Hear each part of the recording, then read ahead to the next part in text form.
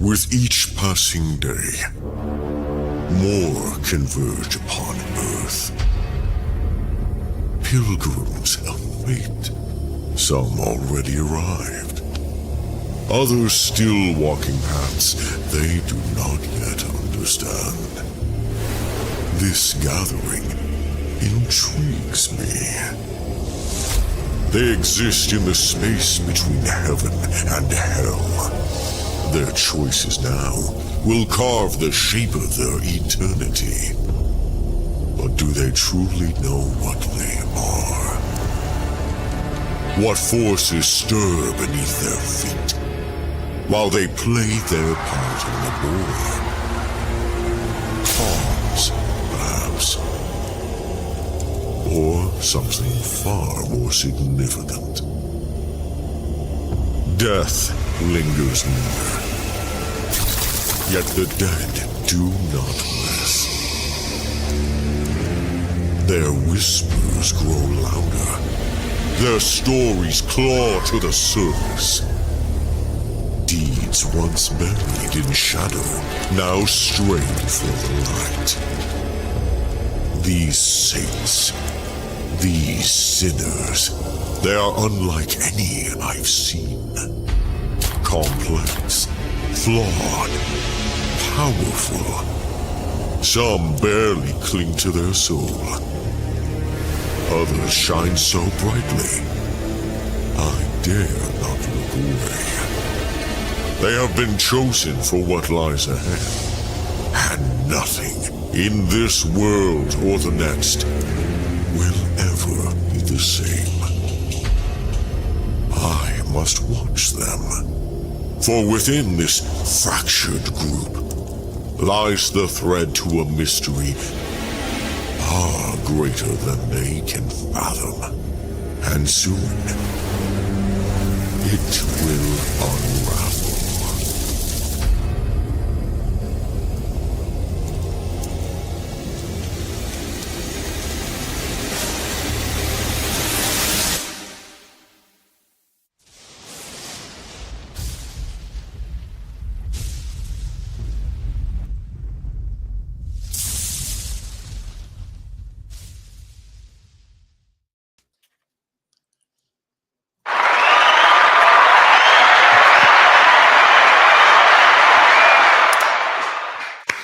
Hi everyone, welcome to the real BBC, bagging, boarding and chatting, and also having to deal with numerous...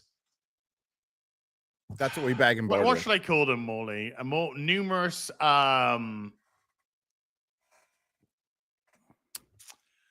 things. Fucketies? I don't know.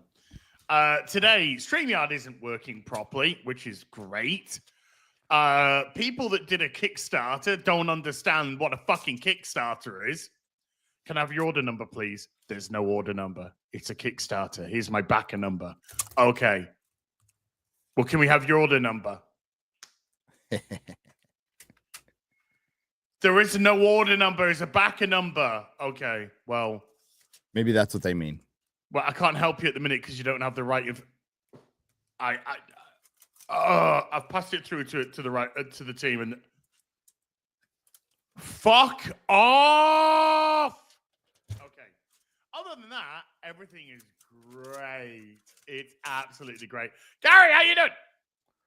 I'm great. Mm-hmm. Bagging and boarding stuff. Mm-hmm. Yep. Got some fun books to cover, to look at while we talk about Doctor Who for a little bit. Mm-hmm. Just did a big old long video on that. Finished it yesterday afternoon. Big old long one. It'll probably be my last unless they absolutely come out and say definitively it's canceled, which I don't think they will do, like at all. But much to talk about. Taco bout. Molly. Mobland. I mean, just working, and then watching. Yes, Mobland, among other things. We ended up doing that Lilo and Stitch EFAP. We went for 11 and a half hours. That's all? That's all. A little disappointed. It was kind of surprising, You loved it. About how they destroy an original thing, you end up taking a little longer because of the comparisons. Isn't it doing really well at the cinema? Oh yeah, Yeah, did you get any no clap back on surprise. that? Broad. Well, would you mean like with the audience or? Yeah. I mean, I think most people were pretty convinced if you were there for the 11.5 that it's one of the worst live action remakes ever made. We went into detail story wise. It just happens to be that me, Fringy, and Rags were all quite fond of the original, so it worked out as like they destroyed this too, and this, and this, and this, and this, and this, and this, and you know the kind of thing that only passion gets you. You notice all those sorts of things. Got a little sad at certain points, being honest with you, because it's the death of art at certain aspects. Well, let's just say there's like key moments. Let's say if they redid Empire, I mean, we all know it would be a fucking disaster, but they just opted for we're gonna take out the "I am your father" stuff because I don't see any benefit. Others are like bad and stuff. We don't need men. And Darth Vader moves into middle management. Yeah. And the whole suit is cream colored. It could be like Doctor Who, where the gay man is straight for a day, makes a baby in a day, goes back to being gay so they can have a baby. Oh, that's not how babies are made. So, good week. Yeah. Great. That sounds wonderful. By the way, didn't the black baby in Doctor Who mean nothing? Yeah. Which I think it was changed, but I don't care. I don't care. I don't. I think the breakdown is just shit. We'll get into that, but Mahler, you're right, and I don't want to get all shat on you. But what's going to usher in the AI era is Lilo and Stitch, because it's just human AI. That's what it is. It's human AI. And it's just as soulless. Yeah, I agree. And the thing is, when you're copying, it would be like there's certain things you can remake that as long as you get a couple of details right, like Stitch broadly, you'll be okay. Yeah, because you can fuck up almost everything else, and it's probably still going to be able to survive. It reminds me of The Lion King. That film is wretched, but the new one. But like it's enough. It can get past. Snow White was a nice little blip where it all crashed and burned, but I just, they'll be back. I'm sure Tangled is back in production now. Yeah, Frozen live action. They're going to remake the original trilogy. Tangled on these nuts. The one that you'll never hear the end of with me would be if they did Incredibles, which feels likely, because think of the board meeting where they pitch that. It's superheroes. It's beloved. Yeah. It's like got a 60s aesthetic or whatever. It's like we can. Oh God, it's going to be. It's like Fantastic Four. Yeah. Without the baggage of being the Fantastic Four. Well, without the baggage of Marvel. Honestly, surprised we haven't heard. That's the baggage of being the Fantastic Four. It's being attached to Marvel and having all that. I'm surprised we haven't heard that they've confirmed it yet. Any day now, I'm sure. Oh, did you? I mean, we'll talk about it later. Wait till next. Yeah. But did you see? Oh God, what's she called again? Grace Randolph. Did you see her review of it? Of Lilo and Stitch? No, of Fantastic Four. Why do I feel like I know something about that? What's the meme with that? I've forgotten, I think. She was dancing like fucking Fred Astaire around the fact that it is shit. Why? It turns into a complete girl boss movie. MCU. No. I mean, why was she dancing around it? Does she usually do? Because she doesn't want. She doesn't want to admit it. She's like with the Marvels when she begrudgingly said the MCU, but it's a vile moniker, but it's also true. This is it. I just think it's accurate. They've come to the realization, they understand, they've always kind of understood, but now it's like undeniable. And it's got to the point where like the people who have been calling all kinds of things under the sun were always right, but we can't say that they're right because it would go against everything that we stand for, even though they've clearly been right all along, come from the right perspective, so they're not actually bad people. They're just ahead of the curve. But we can't admit any of this. So we got to dance. But yeah, apparently the Fantastic Four ends. This will be chat. None of you care about this spoiler.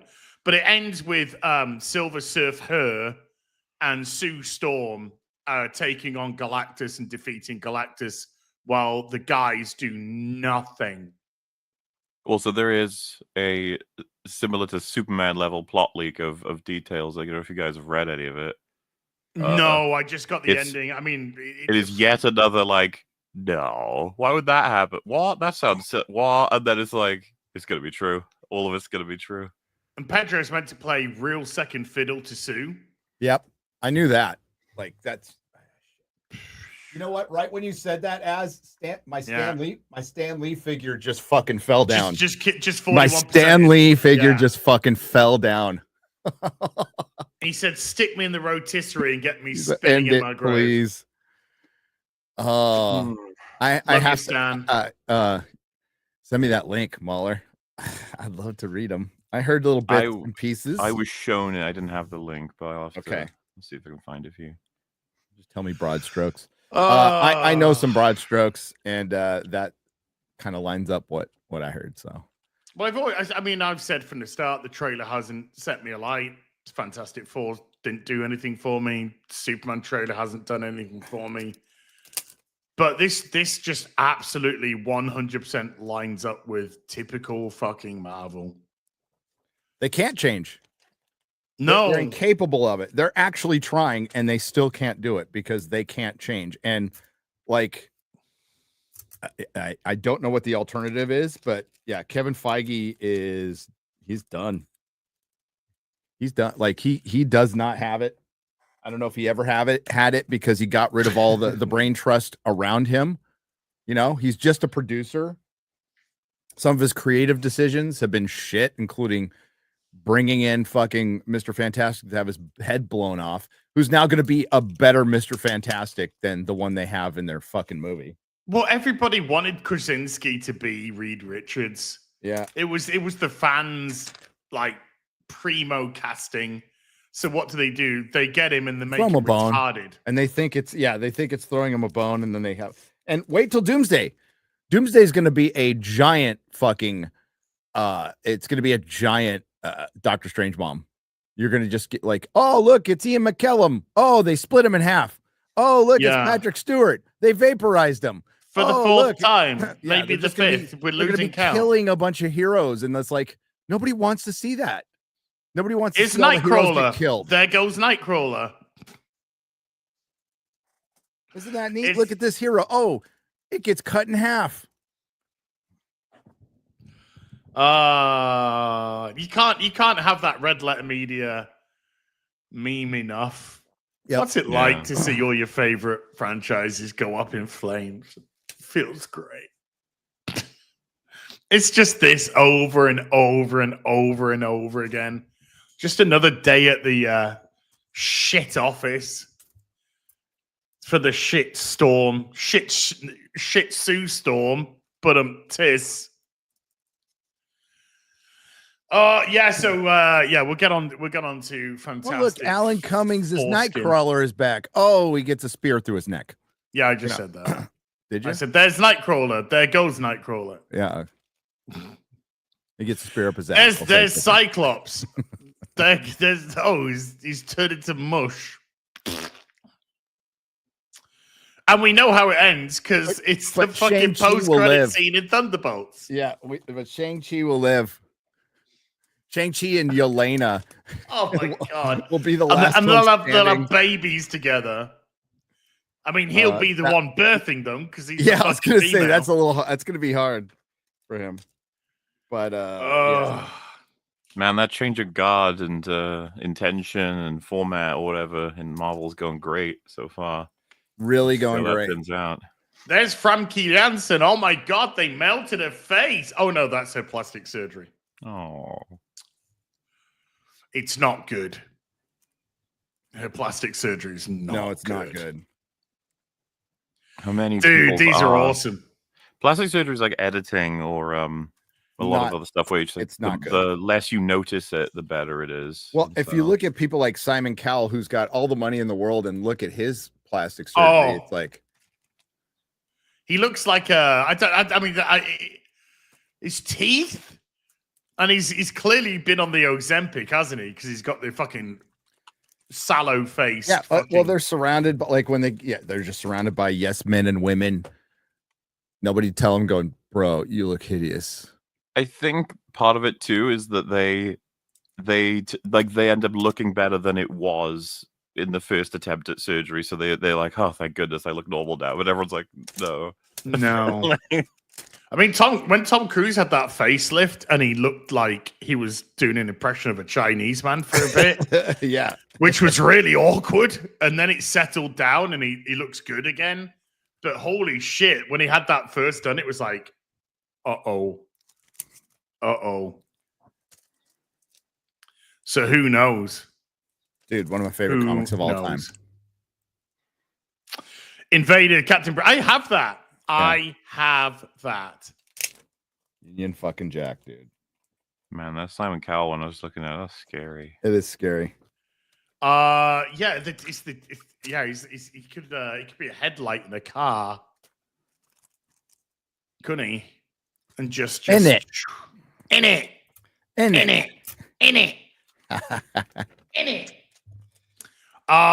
So should we start off with Dr. Pooh?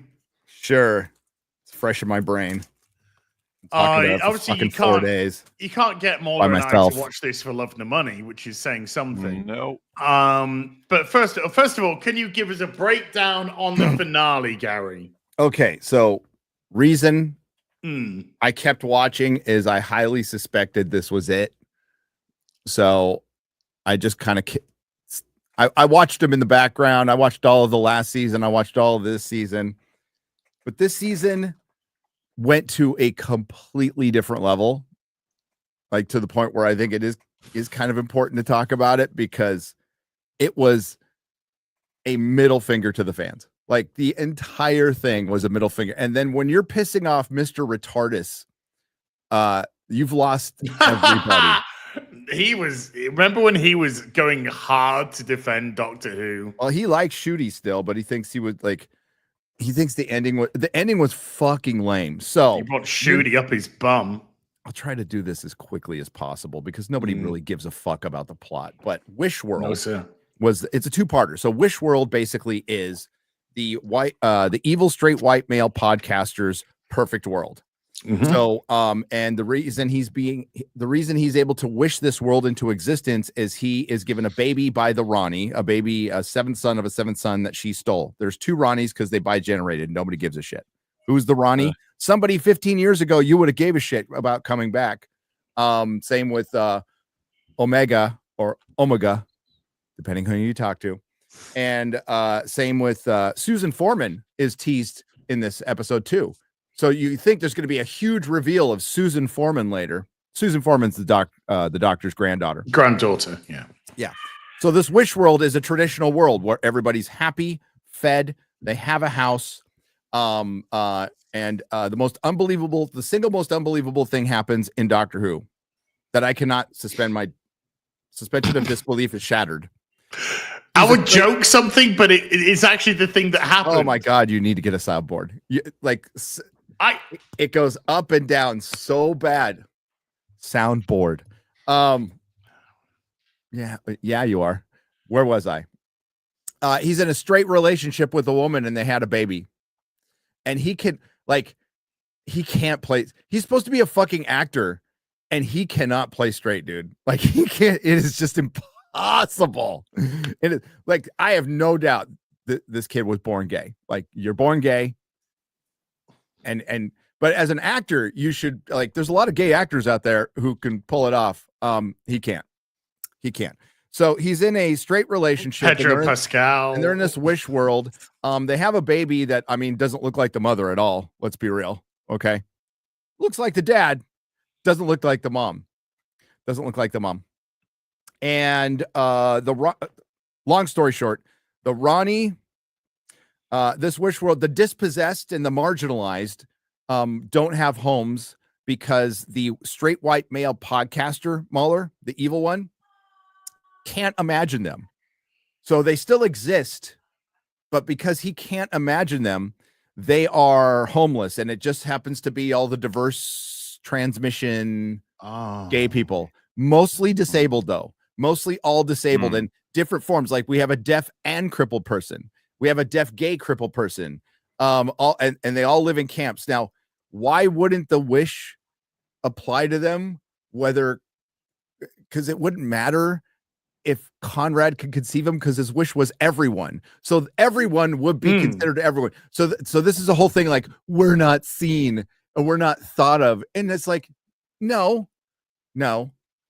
Most people in the world don't give a fuck what you do as an adult. Don't really care. It's not really our business, and we don't give a fuck. Obsession with identity is narcissism.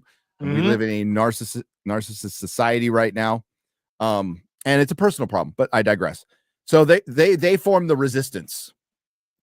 Ruby Sunday can somehow remember everything, and she's running around. And here, let me get my notebook.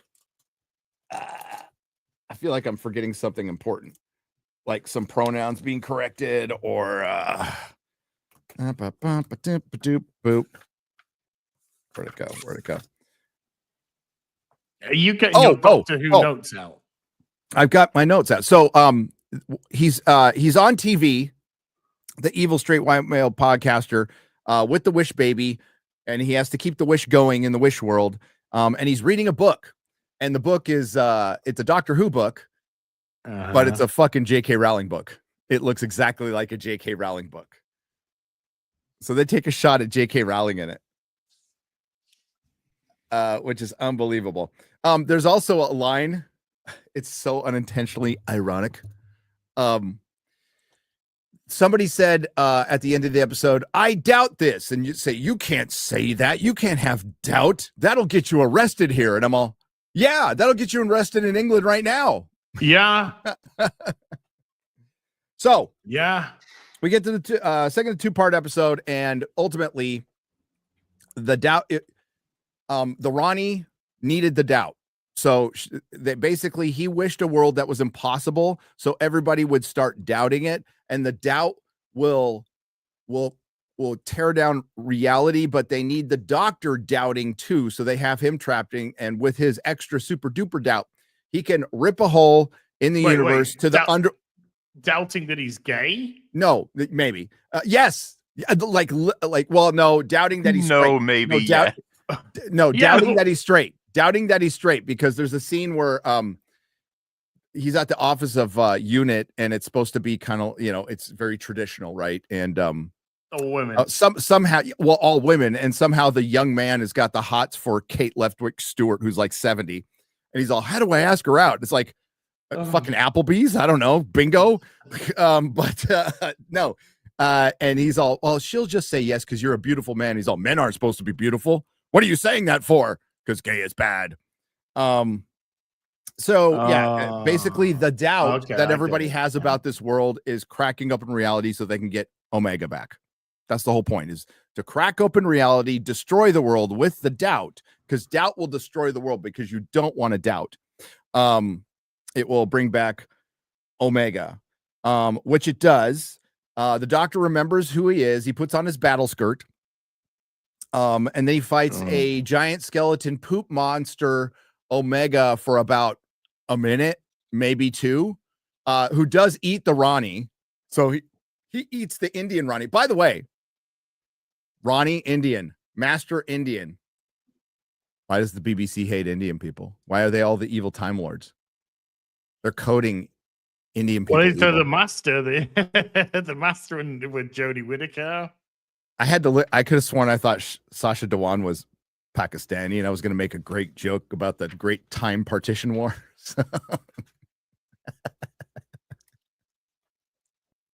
Anyway, I couldn't, because they're both Indian. So, Ronnie has some unintentionally based lines. There's some unintentionally, like the lesbian from Andor's mom is like, you should be a good little wife and stay home and take care of your husband and make sandwiches and some shit like that. It's like, all right. And when Ruby's talking, the Ronnie goes, "I don't want to hear from you and your 57 mothers." And I'm like, yeah. Because she's got lesbian moms now. Yeah. Ruby. Wait, what? So the white girl. There's the grandmom and the mum. There's the grandmom though. Yeah, she's gay. Gary, we had a talk on the phone. Yeah. Right? Yes, we did. And we realized that since Capaldi left, every doctor's been gay. Well, yeah, I pointed that out in the chat. I pointed out my video. The last 4 doctors that have been introduced have been gay, all of them. And you go, what? Dr. Ruth? Dr. Ruth is gay. They brought her back for 5 seconds in the story in the engine to make her gay. So the last 4 doctors. Whittaker confirmed in this episode that she was in love with. Well, Yaz. What gave it away? Them falling in a bed or almost kissing or what? Then Tennant, of course, said that he was wanting to fuck Indian Sir Isaac Newton, and and then Ncuti Gatwa said, "I've had a thumb shoved up my ass in a nightclub, gay bar." Yeah. Yep. So now we're just gonna rush the end because the plot doesn't matter. So they're leading up to Omega coming back. He's defeated easily. For what?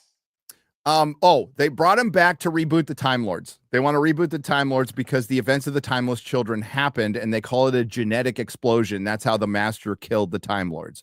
So Ronnie escaped last minute, and she wants to bring Omega back alive or dead from his hell dimension to use his DNA to reboot the Time Lords properly. And they're like, well, what? So the little black girl is supposed to be the doctor, right? The doctor's daughter. And they say that's impossible. You want to know why, Mahler? Have you heard why?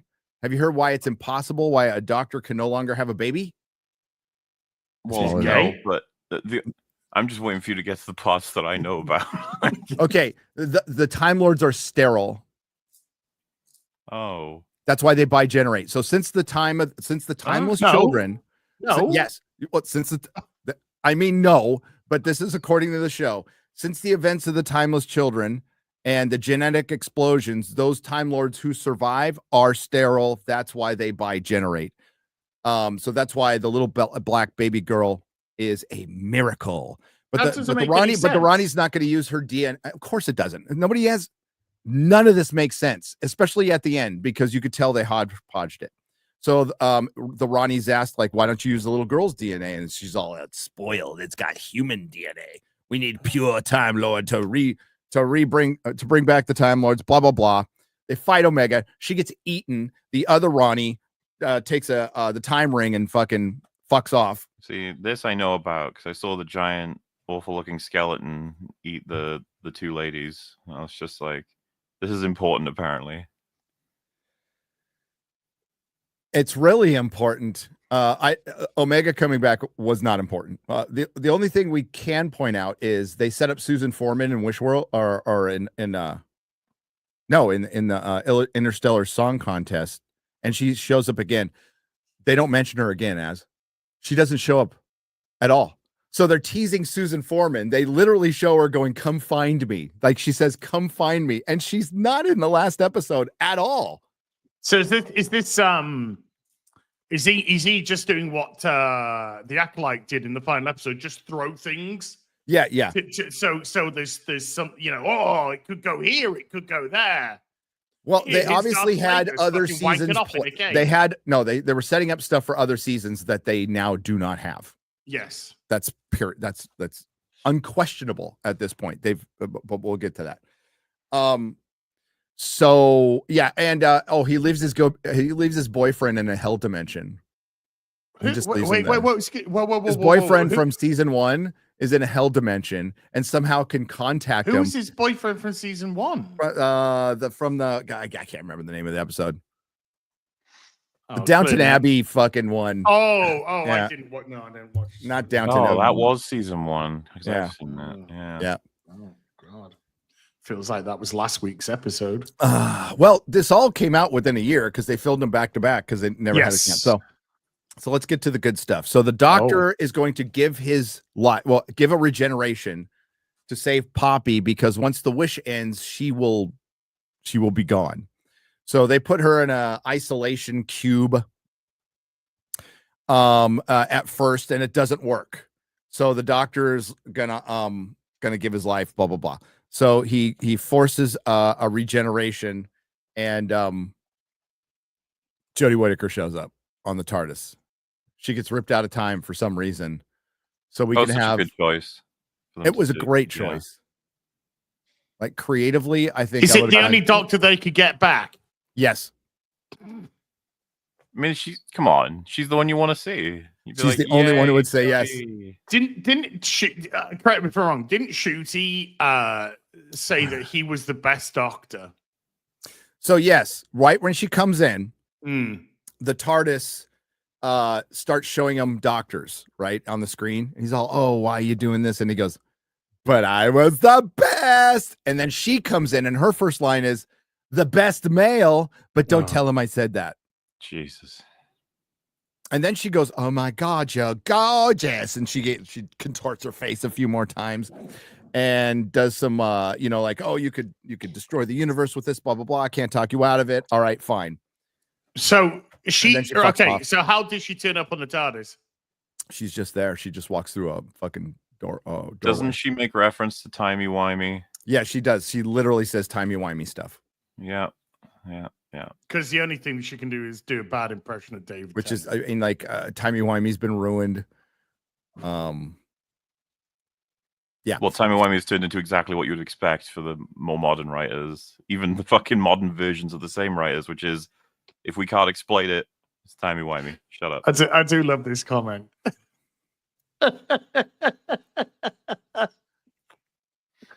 think about it. Think about it.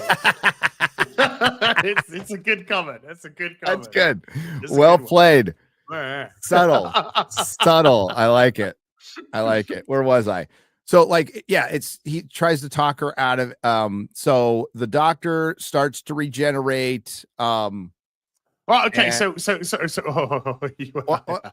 why is he regenerating? He's regenerating to save his daughter, which is a miracle time lord. So he's forcing a regeneration on himself to save his daughter. It happens, and coincidentally, he lands on some grass. So he touches some grass. There's a scene of him taking his own advice and touching grass, and he goes back to the lesbian from Andor's house, who clearly at the beginning of the season had flatmates, didn't have a daughter, didn't have a boyfriend. Her last boyfriend was the AI incel. Well, apparently, the daughter was hers and some other guys the whole time. And the reason she had to get back home was not to her parents, like she was saying throughout the show. It was to get back to her baby, because she's a single mother, of course, because father's not there. Of course, dad isn't there. Wait, was Shooty the dads? dad? There's no dads in fucking Doctor Who. Was Shooty the black dad who's not there? No. So it turned out not to be his daughter. That's it. So he saved. What, he went on to fucking DNA test? No, she just DNA test. Timey-wimey stuff. They're all, the reason I had to get back was to save my daughter. Yeah, her dad is this, that, and he's all, oh. So he figures it out. And then he goes and regenerates into fucking Billy Piper. Okay, so you said a word there. Why is he regenerating now and not bi-generating? Because they're ending the series, and they were going to have him regenerate into nothing. And they either last minute or not really sure, they pivoted. They brought in Billy Piper, and it's a cheeky ending. We've had actually long discussions about this. Does it leave things open? That's the entire purpose. The entire purpose is to leave things open, to get you guessing, to get you speculating. There's no showrunners. So, and there's no, like, and Billy Piper actually gets work other places. So I mean, are the BBC dumb enough to do this? Yes. Would it be a ratings pop once? maybe like to 3 or 4 million, but like Billie Piper, like she ain't no David Tennant. Okay, dude, she's not that popular. She's a better choice than Ncuti Gatwa, but the doctor's a dude. But they haven't said she's the doctor. They just said no. introducing The, Billie the whole Piper. point of this is to get you questioning, so they avoid any kind of cancellation. The C word. That's the whole fucking point of this. Sure, they could do specials. Sure, there's a fucking spin-off coming out that's already been filmed, but this thing is fucking done, dude. It's done. And Disney's out. Like the only thing we'll get definitive is Disney being out. And what Tony Gilroy recently came out and just said, yeah, streaming's dead. Disney's Plus is broke.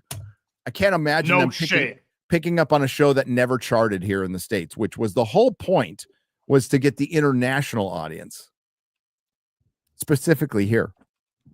And that's why Disney put $100 million into it. But what do you think of the like whole introducing Billie Piper not as the doctor but just introducing? Do you think that means anything? Yeah, I mean, yeah. It's a thread. It's just a thread, like any it's Susan. No, it's supposed to be. It's supposed to be kind of a sick. It's a. This is the end of my legacy, like a signature. We began it with Rose. We end it with Rose. I mean, I've heard people say like the reason for that is just they want to see what the reaction is before they commit to it being the doctor. And the reaction has been horrible. Horrible, yeah. Fucking horrible. So if this universal disgust, pretty much. Yep, from all sides. So the doctor's a white man. He has been for nearly 60 years. It's only since Chibnall came in that all of this nonsense has been changed. The angle that I've seen, that's definitely there, but a lot of it is just like everyone is fucking exhausted for the tactics, if you know what I mean. Because it's shit. It's just Russell T Davies. Did you see where he was speaking, saying that the traditional family is wrong? Yes. A husband, a wife, and a child. He's saying it in the context of the show, but that's what he means. He totally means that. Now, of course he does, because all he talks about is his own bubble. Bringing back Billie Piper was a fucking mushroom stamp on his fucking horrid legacy. That's what it was. It was meant to create conversation, what Mueller just said, and the reaction, I don't think should be, well, even the BBC will be running to greenlight it. Could be wrong, but even if that happens, it's years away, because usually when they have a new doctor announced, they have new showrunners coming in. Mm-hmm. They have some kind of deal. And they don't even know if they're getting funded by Disney yet or not. Oh, they're not. They're not, but they don't know unless Disney's already told them, unless they're keeping it down. I mean, dude, I know that, but unless they're keeping it down, I don't know. It doesn't matter. It's over. It's welcome to the new wilderness years. Who of you will know what that's like? Yeah. I know. There's no season announced. Yep. There's no Christmas special. Nothing has been filmed since the end of the filming of season 2. Yeah, what did you want to try out Billie Piper with a Christmas special? You could get that done. Well, I mean, a theory. This is just a theory. This isn't a rumor. This is just a theory. Somebody said, "Oh, what they'll do is they'll get." The reason why Billie Piper is not being announced as the Doctor is because Billie Piper would go and meet up with the 14th Doctor, David Tennant, and they will merge into the Doctor going forward. Okay. Because I doubt they thought of it. And since David Tennant just said he's not coming back, not for a while. Not for a while. Because he fucking destroyed his career by coming back already. Well, it's not just that. He shat all over fans. He just showed exactly that he's just another lost leftist prick. Yeah, he's just a piece of shit. Tennant's a piece of fucking shit. Here's my theory. They give themselves away in the end. When you cast based on identity, and the whole thing is supposed to have like, this is the first non-white TARDIS, this is the first black gay doctor, black gay male doctor. Played by Ncuti Gatwa, you can't cancel it. You're painted into a corner. You can't come out and say it's canceled, because then you're a bigot, because you put so much into this to make it. I mean, there's clips out there. There's actors. The reason Russell T Davies came back was to use Doctor Who's platform, not to tell stories. That's a fact. That is a fact. So you can't say it's canceled. Well, it's admitting failure if you do. Pointed out by many, the first black gay doctor's last day was the day before Pride. And he killed himself. And he killed himself. They buried their gays right before Pride. He put on a skirt and killed himself. Have you guys seen the theory as well, which I assume it's just confirmed at this point, that it wasn't definitely not intended at first, because there's still there's scenes that were filmed that weren't shown of him absolutely not regenerated. So the assumption being that he decided later. They had, from what I can gather, they had filmed season 2 because, as Gary said, they did film them back to back because they were filming season 2 last May or whatever it was. So when the first season was just starting to air, they were already filming season 2. Then they were commissioned for 2 seasons. They were done, and then it was a few months later. In July, so it was May, June, so it's 2 months after they kind of in the middle of filming that Ncuti pretty much announced that he was going from Doctor Who. So I think they had to rejig what they were doing at the end. That was still a rumor at the time. That none of that was none of it wasn't 100% confirmed, but that's where the But we're pretty sure that's how it played out. Whether he was fired, they came to a mutual decision, or he quit. We don't know. It doesn't really fucking matter. I reckon he quit. But I don't see him getting fired. There was him on the Graham Norton show in 2024 saying, we're about to go film another season, and they edited it out of the interview. So something changed. And that was right around the time his first season was out. So they pretty much saw right away, oh, nobody's watching this. Pull the plug. Pull the plug. Wait till you get a load of season 2's ratings. Bro, season 2 is so much worse than the other season, and it's bad.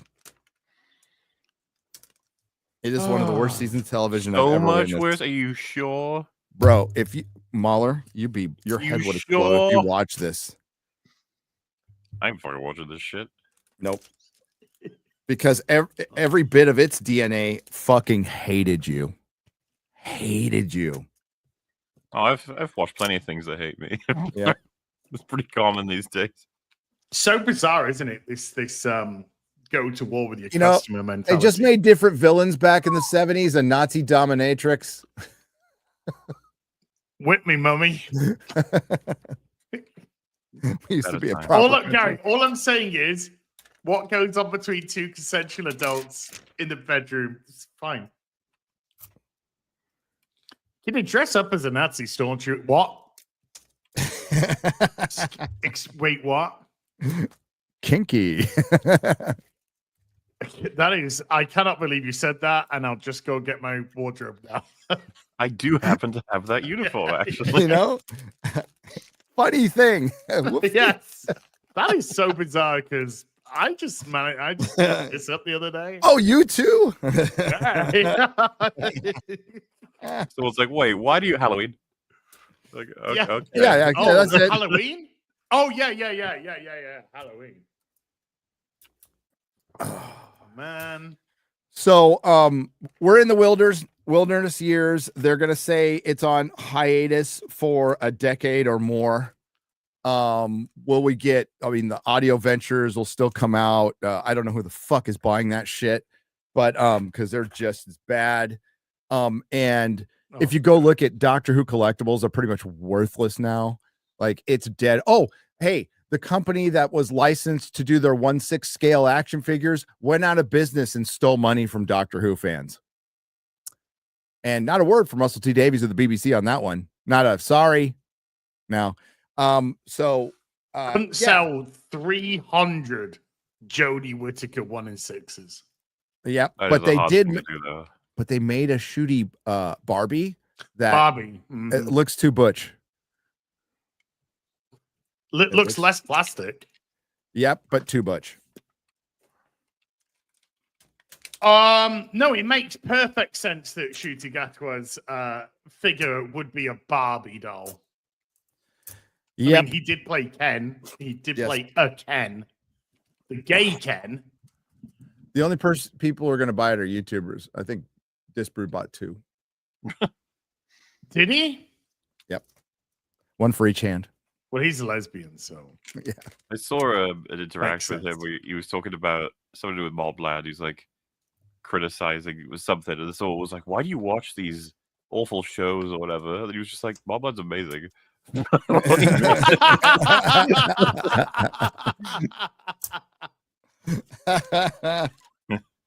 Mobland is amazing.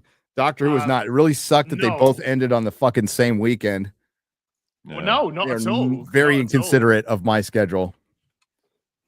These are the ratings. So, Shooty's Regeneration, the lowest finale of all time. Yep. Surprise, surprise. I believe it's the 11th lowest rating of all It's time. in the bottom 10. That's all that matters. Which now moves. I think Sylvester McCoy's episode is now the 14th lowest. Just to think, a year ago it was and the that lowest. Episode is good.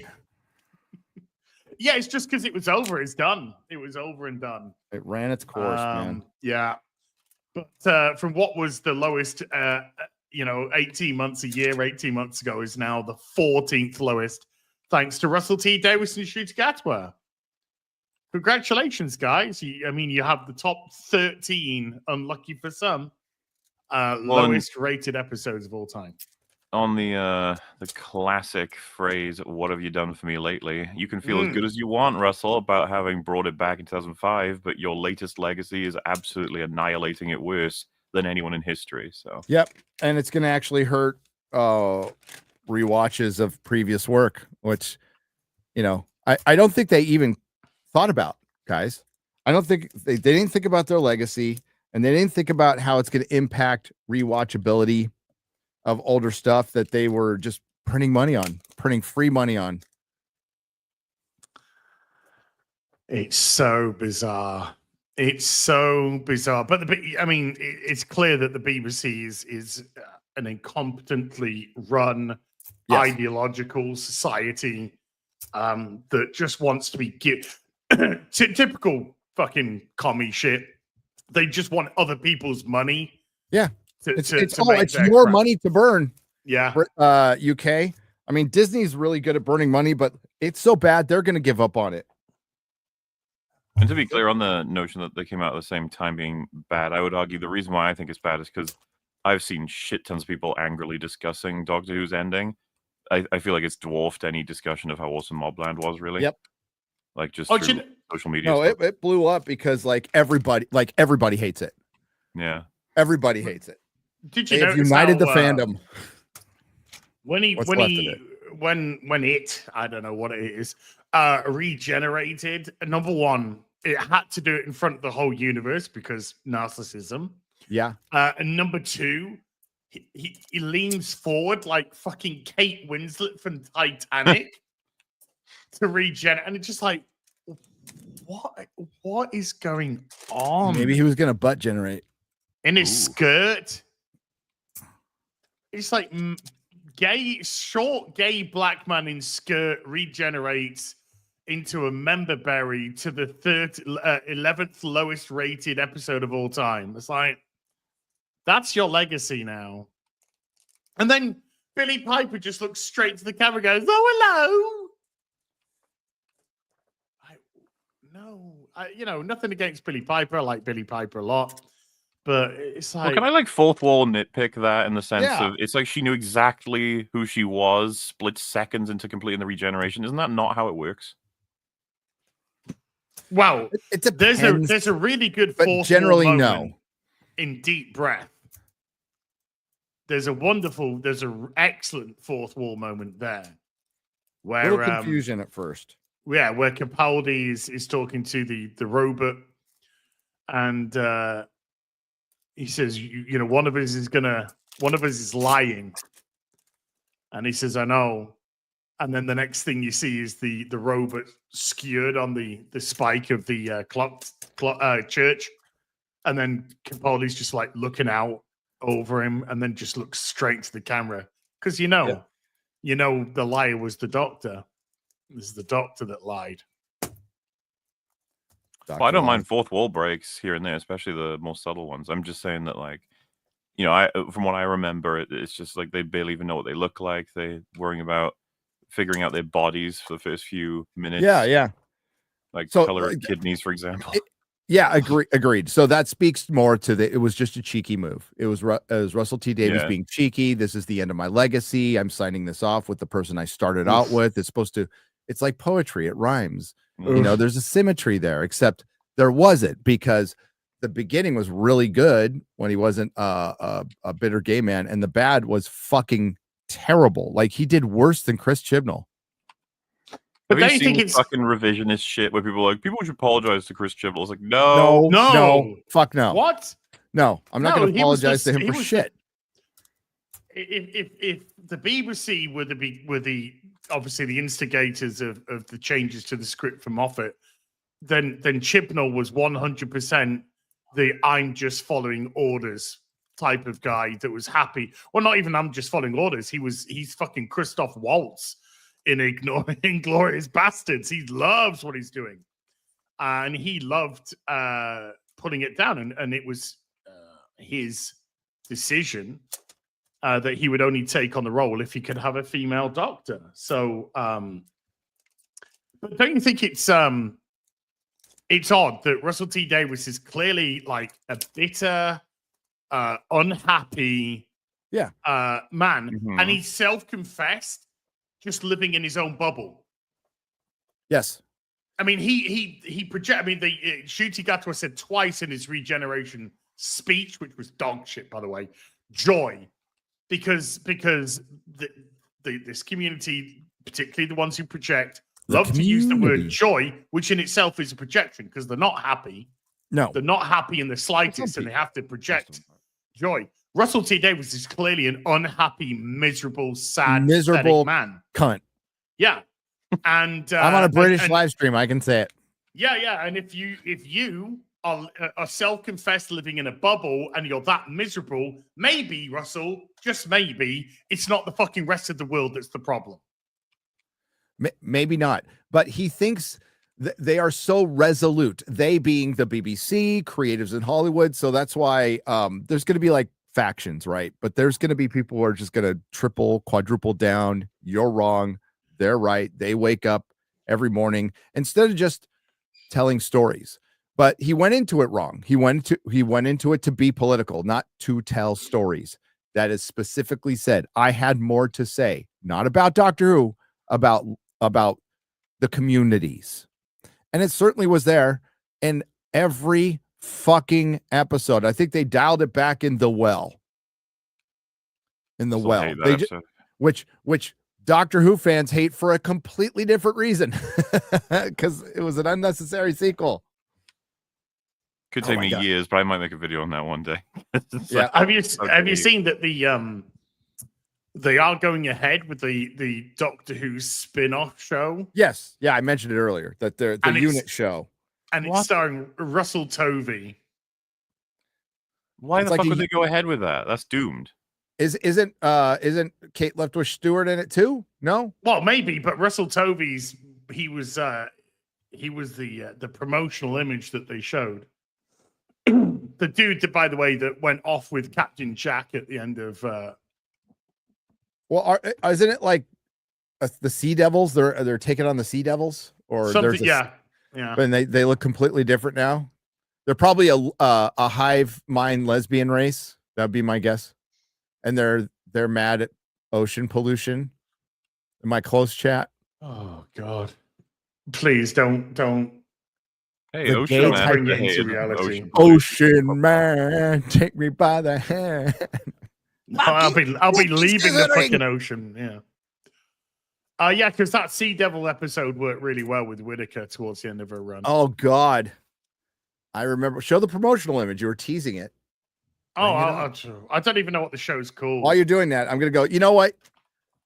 You'd much rather see Shang-Chi and Miss Marvel and King Valkyrie than Captain America, Namor, and Human Torch fighting a Nazi Frankenstein. Like, nobody wants to see that.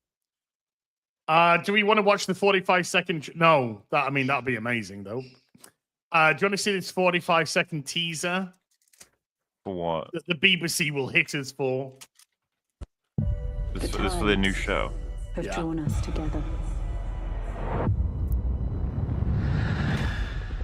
We could make a difference, you and I. Are we supposed to be seeing something right now? Yes, I can see. Oh, my thing's fucking broken because I guess I'm still in the top right. Let me reload it. See if that fixes it. Yeah. The war between the land and the sea. By the way, why that just rolls off the tongue? Title why wise, does this actually look like it's actually got better production value than the show itself? But I don't know. Into the conflict between our species. Yeah, there's Kate Leftwich Stewart, and there's Russell Tovey. So is he going to be the same character as he was from Doctor Who, from Voyage of the Damned? I very much doubt it. No. Are you sure? Yeah. I mean, why would he be?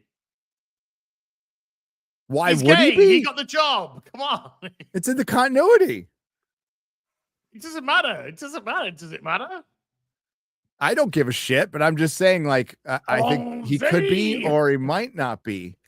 What's your name? Alonzo. So if his name's not Alonzo, it's too late.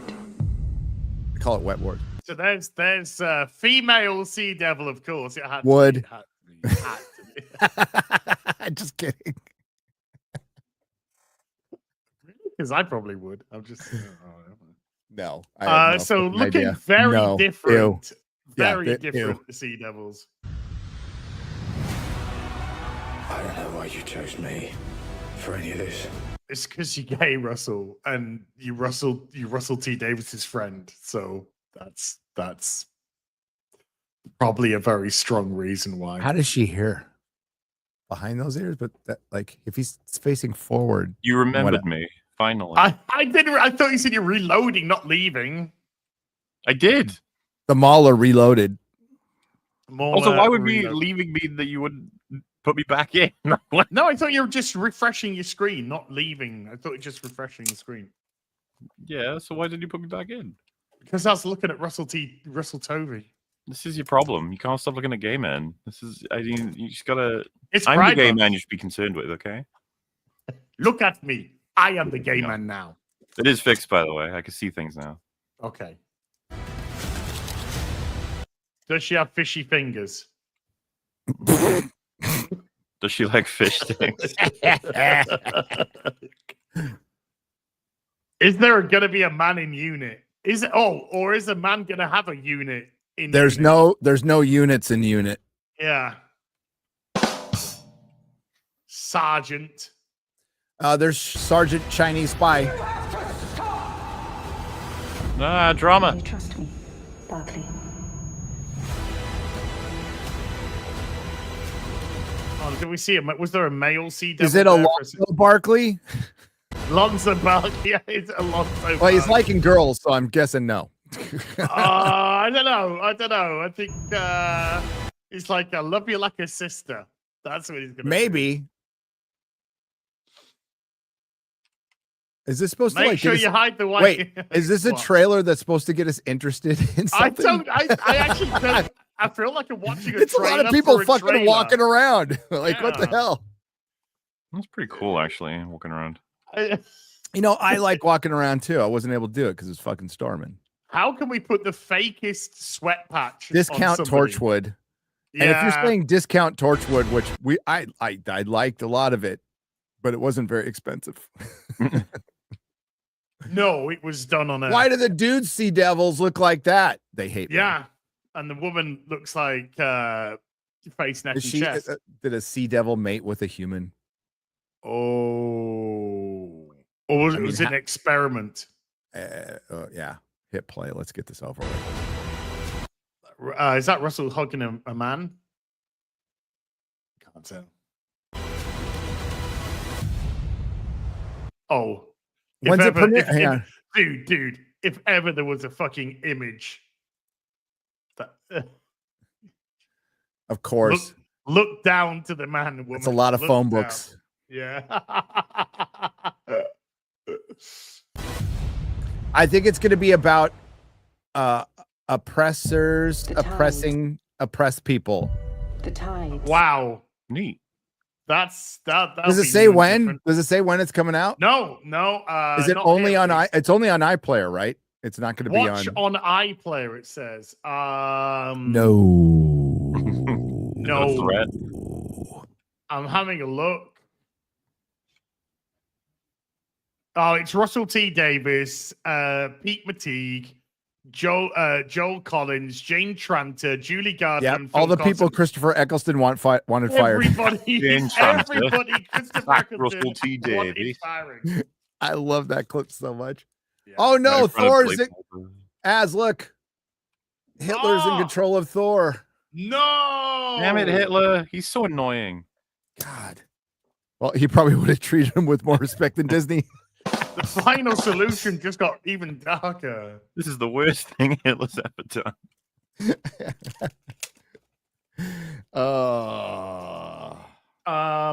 They big it up, but there's no date. I don't care. It's a 5-part series. Of probably like 10-minute vignettes that's on. It's like a web series. Russell T. Davis is just as Russell Tovey, sorry, as Barkley. That's all they give him. I think it's gonna be Alonzo Barkley. Oh my god. Are you oh god. Okay, so take a guess what the name of the Sea Devil woman is. Sheila. Bill. Rupert. Rufus. Salt. Okay. Gugu Mbatha Raw. That's her name as Salt. What? Gugu Mbatha Raw. Okay. That's her name. That's okay. You know who this is? Is that Gugu No. Mbatha Raw? You know who this is? I mean, the color should White give it away. Man. Pedro Pascal. It says it on the Wonder Man. fucking cover right there. He's called the Wizard. The Wizard. He's yellow. And it's yellow. I'm up to see the wizard, the wonderful Wizard of Oz. Wizard. Wow. Yeah, Doctor Who ended horribly. Perry's working on a video right now. I had a lot to fucking say after watching that shit. That fucking shit. But man, we are so in fucking Russell T. Davies' head. I think he's in his own head, mate. Well, no, there's a lot of rent space in that head. That's a pretty big fucking head, dude. And the criticism, I mean, we as in Royal We, you in the chat, everybody on Twitter, everybody's been talking about it. He's watched the videos, he's heard the criticism, and he has a response to you. Oh, let's see. That's it. What's his response? I think he just means everything he did to Doctor Who, right? That's his response. That's his response. But he came back to Doctor Who to do that. So how can that be a response? The season was the response. That's what I was saying. To the criticism. What? To the To criticism. the criticism of the first Thanks for season. playing, Az. No, I'm just trying to work out the 4D chess here. As in coming There's back. no 4D there's no to 4D ruin chess. Doctor He Who. came back to break the toy so no one can play with it again. Okay. And then he changed his mind at the last minute. So he jokered to the Doctor. Oh Christ. Like they needed to do the last of the Time Lords and they fixed the Time War, so they had the Master kill all the Time Lords. Now they fucking generate. Now either the essence of the Doctor is in Rose, or that's Rose, or it's part of the TARDIS, and I don't give a fuck. It's probably Bad Wolf. It's not Rose, unless it's Rose. Well, did you see what Billy Piper wrote on her socials? Yeah. A rose is a rose is a rose. She doesn't fucking know. No, RTD doesn't know. Nobody No, knows. They filmed did like that a last week minute ago. and fucking filmed. Yeah, they did it like a fucking week ago, and it was so people won't go out and say it's canceled when Disney announces that they pulled the plug, if they announce it at all. They might just subtly not say anything for years. And nothing of value would be lost and nobody would say shit. No, nobody's going to demand it's coming. But see, the thing is, when Sylvester McCoy left, it was dwindling, but people still loved that. They didn't hate the show. They might have burned out on it a little bit, but they didn't hate the show. And it wasn't long after they started missing it. And that's why the Wilderness Years still had some stuff, including a web series in the early 2000s. And that's why when it came back, it was so huge because people missed it because they loved it. Sylvester's run did absolutely, and it was a good run, by the way. Sylvester McCoy's run, and it was and people missed it. It didn't do any damage to it whatsoever. Even when they did the TV with the 8th Doctor, which I don't hate that episode, except they killed the 7th Doctor. They shoot him to death. He lands in San Francisco and gets fucking shot. Hello, America. By an Asian gang. Which is funny. A lot of good stuff came from that special, though. A lot of good mythology stuff. And it still has the best TARDIS interior ever done. Yeah, it's beautiful. Absolutely beautiful. Geez, man. It's such a slam dunk.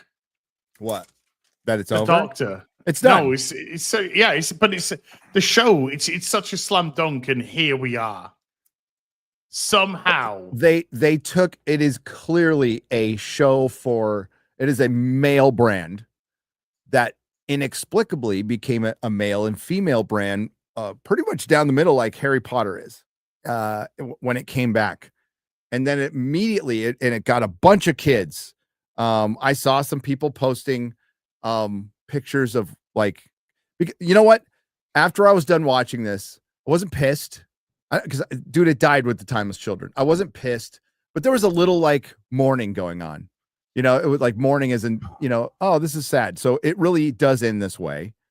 And this is something I've loved forever. It's one of my favorite all-time TV shows. And I'm not fucking happy that it ended this way. I'm gonna laugh the fuck out of it because it was hilarious. The show was unintentionally fucking hilarious. I had tons of gut laughs, but in the end, the show we loved is fucking destroyed. It's in pieces. It's in dust.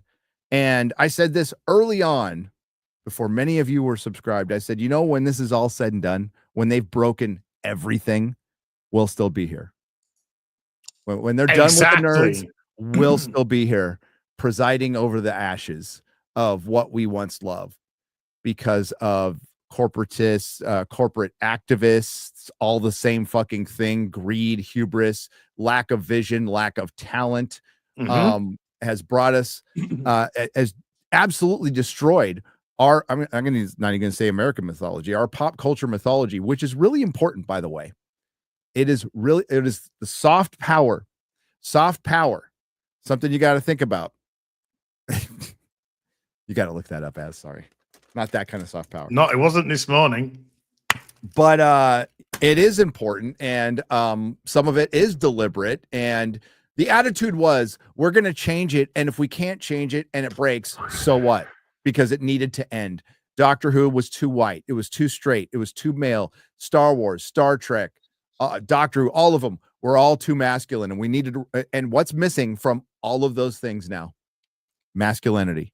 What's missing from Rings of Power? What's missing from Wheel of Time? What was missing from Willow? What's missing from Witcher? And that's just the lighter stuff. What was missing from the last Indiana Jones movie? What's missing from Star Wars? What's missing from Star Trek? What's missing from Marvel Comics? What's missing from DC Comics? What's missing from all these things? Masculinity.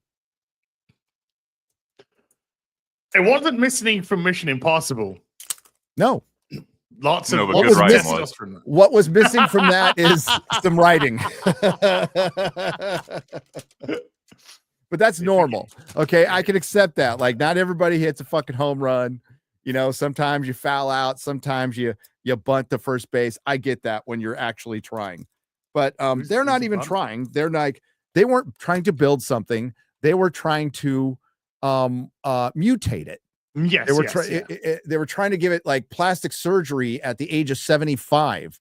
And they just gave it cancer. And they just gave it AIDS, cancer, monkeypox. I hate it when you get all three of them together. Well, yeah, it's not a good time. I've got to say, JJ Ryan and Kathleen monkeypox Kennedy. was the funniest thing in the fucking world. They really tried to make that a thing. Yeah, they really tried to make they it. They found out it was regional. And then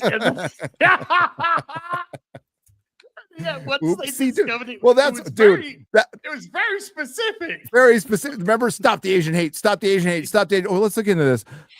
Ooh. Okay, next. Monkeypox. Yeah. Monkeypox. Yeah. Yeah, it's spreading. It's gonna be a pandemic. Who gets monkeypox? Oh, fuck! Damn it!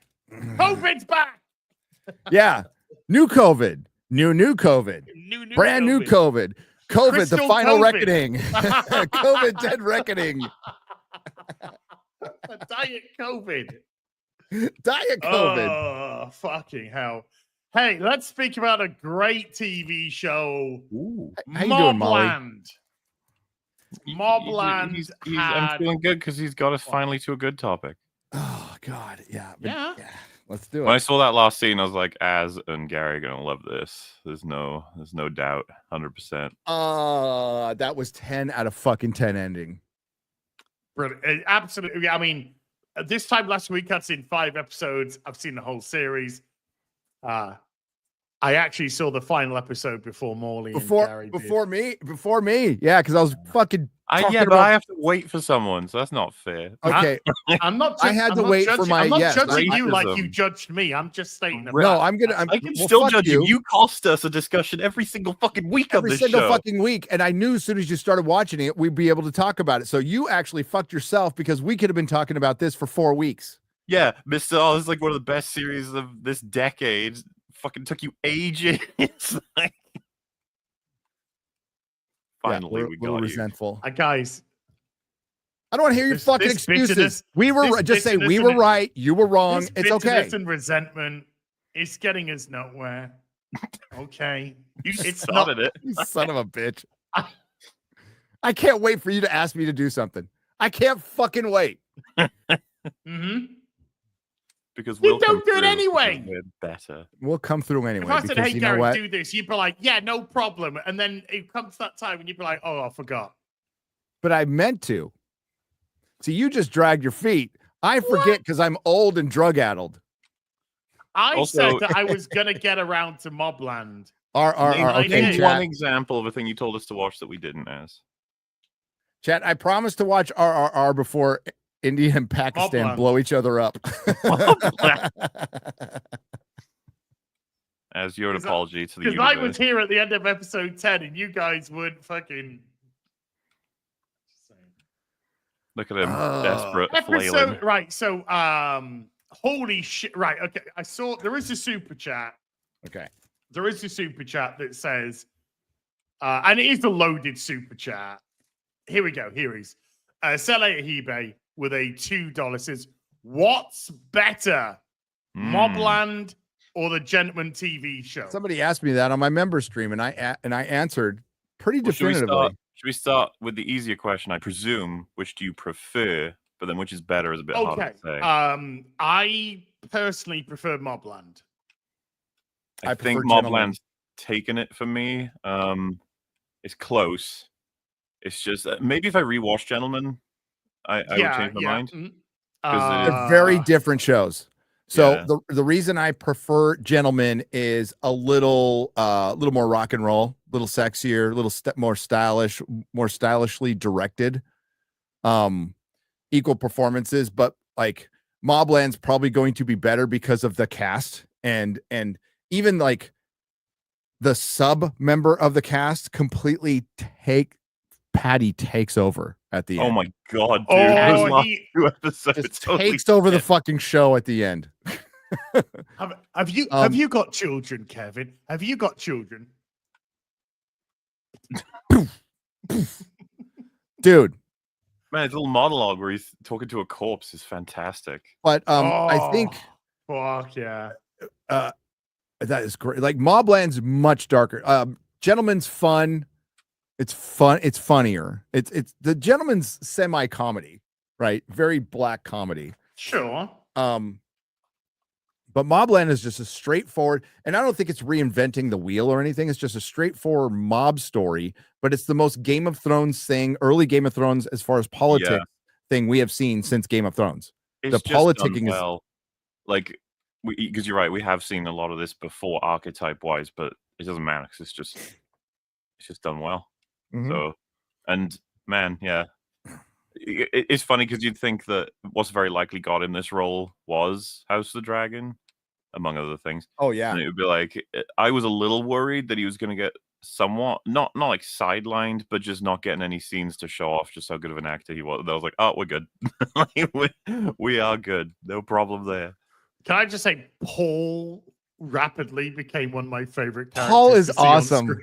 The Paul bodyguard, one of the guard guys, right? Yeah. Paul's the woman who got the packet of crisps, and that was and he blows and he's kind of he's clumsy and fucking disrespected, and he has a great attitude for it. Like Conrad just doesn't even know exists when he orders a bunch of drinks, and he doesn't order for Paul, and Paul's like, yeah. Well, that is things like that are so well done, though.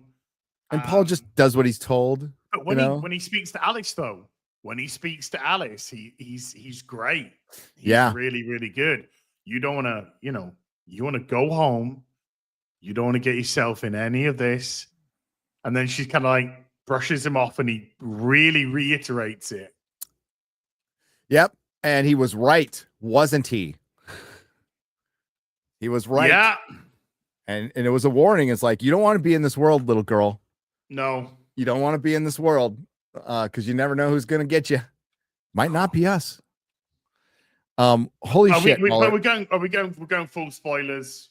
Oh yeah. Oh yeah. Season's out. Go watch it. Go watch it. You can go binge watch it now.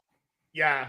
It's shit. You gotta easily bingeable because the format is basically every episode Tom Hardy has a problem to solve, and then right at the end he's solved it, but there's one consequence that's now opened up a whole set of new problems. That's like the whole season. Until it, well, yeah, you can see where season 2 would go. There's two problems at the end of season 1. There's Cat. I think, and then there's the power struggle between Kevin and Pierce Brosnan. Well, it's a succession. Conrad. The way I see it is that Cat's probably going to be the primary antagonist of season 2, much like Richie was for season 1. That's probably a solid way to go. My guess is Kat. She's American. She's clearly American. So I'm going to automatically think some affiliation to the CIA, maybe, or something, which would up the ante and make her the biggest gang lord on Earth. Could be wrong. But yeah, Kat, and I'm sure they'll bring in another dude. Pour one out for fucking Richie, dude. What a great character. Great character, great ending. I mean, again, spoilers. My favorite part of all of it, because when me and Freeman were watching it, we were just constantly being like, "Oh wait, no, I think double cross, triple cross, quadruple cross." Like, how much does everyone know? What are they doing right now? It's like, oh, it could be a lot of different things. But when Richie grabbed, I forget her name, the lawyer. Yeah, I was like, nah, they'll shoot her. She betrayed them. They'll shoot her. Yeah, she's absolute clutter. She's done. So satisfying. Harry just needed to use Harry her. just walks up to her and she's struggling to breathe, and he's just like, nah. So yeah, so cold. You've served your purpose. But that's fantastic. But Harry tells you this though, because when he has different conversations with people, it's great the way that he speaks to them, because he's kind of very honest without saying it blatantly. He's telling the truth when he's talking to Freddie right before he flows him off, and he's like, "Who's the snitch?" And we don't get the answer to that. Right before that, he goes, "Listen, Maeve is a fucking maniac, and Conrad has lost it," and he believes that 100%. Yeah, but he's still loyal. But he's still because when he sits down with Conrad, and we've seen what Conrad does to people. And when he says, about cats and whatnot, and Harry just says, "Are you questioning my loyalty?" Because he's already told him, "I work for you. I don't work for anyone else. I turned it down 2 years ago. It's not like I can swap sides. It's not a fucking transfer market for a football club. I can't suddenly come out with a shirt saying Cat McAllister." He says, "I know the consequences of what happens when you leave." So when he has the second conversation where he's like, are you questioning my loyalty? We're doing this again. Yeah. Yeah. And Conrad just goes, "No." And that's kind of like where it gets dropped, because Conrad then knows. Yeah. I actually get fully convinced that Harry believes so much in loyalty that it's in, like, what has he said? It would be pointless him working for Cat, because then he would have betrayed the prior people. So it's like, so Yes. what worth does he have at that point? And it does feel Cat's he gonna tries know to that too. to her. Yeah. Like he's like, "You're asking me to be disloyal. Like, you need to reformat this question." And then she doesn't work with him in that conversation. She instead threatens his family, and you could tell there's that turn of just like, okay, that's it. Like it was like, we're enemies now. Which is the exact same thing that happened in the beginning of the season between Harry and Richie. Harry and Richie, and Harry and Conrad. Yeah. Which I have a feeling they're doing on purpose. It's just setting up for, so Cat will die at the end of season 2, probably. There is a lot of people who have threatened his family. Yeah. And when she did that, he's going to remember all of it. Ooh, he's going to remember all of it. Dude, the most Harry fucking moment in the entire season was when he got stabbed at the end. It's so funny. That was so hilarious. For a second, I thought she'd got it right in his heart. I was super worried about that too, but the angles, I was like, okay. When he sat down, he saw it was there. It's so funny because any married couple will, like, he's all, now you got my complete attention. Yeah. Well, such a fucking awesome actor. I love all the little expressions, right? Like the it's all right. No, yeah, hang on. No, you're right. Yeah, he's like, you're good, love. He's trying to make her feel better. Yeah, you're fine. You're fine. It's all right. It's great. You're fine. Just slowly walking off, stop and be like, what am I? It's a very husband thing to do. Okay, let's just say, I really like that part. Fucking hell, I fucking shot myself. Shot myself for a second. That Kevin and Harry's plan was to drag Richie's men. There's this shot where they show all of his men leaving, and I was like, so he's alone now. That's that'll be how they get him. Yeah, which is good shit. Very satisfying. And the subordinate guy who tries to blow him up, and he's like, click, click, click, click, click, click, click, click, click, and he's like, yeah. And then he realized he's got too much time. Too much interference with the signal. There's one thing I guess I didn't like as much as I want to, which was Kiko's demise. Kiko. I thought that was a shame.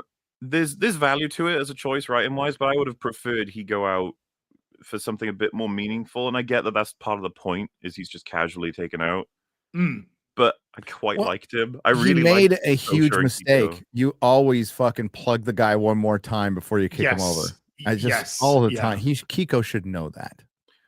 And I just think that those two, by the way, when they fucking saved Eddie's mum from Eddie, I was like sealed into just being like, I love these two. They're like the Harry's personal workers that get the jobs done all the time. So I was like, I feel like there was more story for Kiko before killing him. Could have done a bit more there. Yeah. But oh well. Can't have it all. You know? Yeah, when Eddie started throttling his mum. One thing I did realize, actually, it only took until the 10th episode, because Eddie looks very specific. He has a very angular face. And obviously Paddy doesn't really exhibit any features of him. But when you see his mum, I realized how angular her face was, and you could really kind of believe that her face is chiseled. Yeah, it's very angular. And Eddie's is kind of chiseled as well. So he's just like, I get that. And but when you find out, I thought Conrad would have raped. I thought it was going to turn out that he raped her, but no, it was consensual. Oh yeah, I mean they talked about it a lot earlier in the season, right? That basically she was with Conrad and they had broken up because Maeve got found out in terms of like, what the fuck are you doing? And then she moved on to his son. And I think there's still mysteries on who knows. Like they made a point at the end when Harry's wife is going off on him to go, I don't know who the fuck you are. Who are you? And this is something they've kind of brought up because we know he was in prison with Kevin. That's it. Yeah. That's kind of it. So there's still some mystery to Harry. When he started strangling her, I was like, okay, yeah, he's Joffrey. Like 100%. Oh, I thought she was done. I thought she was done then. I thought she was done too. It's close. So yeah, so breaking that up because she's been throwing herself at Harry all season as well. Yeah. Oh, dude, the fact that you can tell that's on Kevin's mind, like it just keeps coming up. He keeps thinking about it. It's not good. There's a lot of little bombs that are still waiting to go off, and of course, season 2, as much as it can be the Harrigans versus Cat, we've still got a huge civil war. Oh, it's gonna be Harrigans versus Harrigans. There's a civil war. Maeve is. Well, Harry's already told us what's going to Conrad happen. and Eddie versus Harry. Well, Harry's going to be. Serafina might be with Cat, or might not. I'd say that's probable. That's probable. Maeve wants Serafina dead and Harry dead.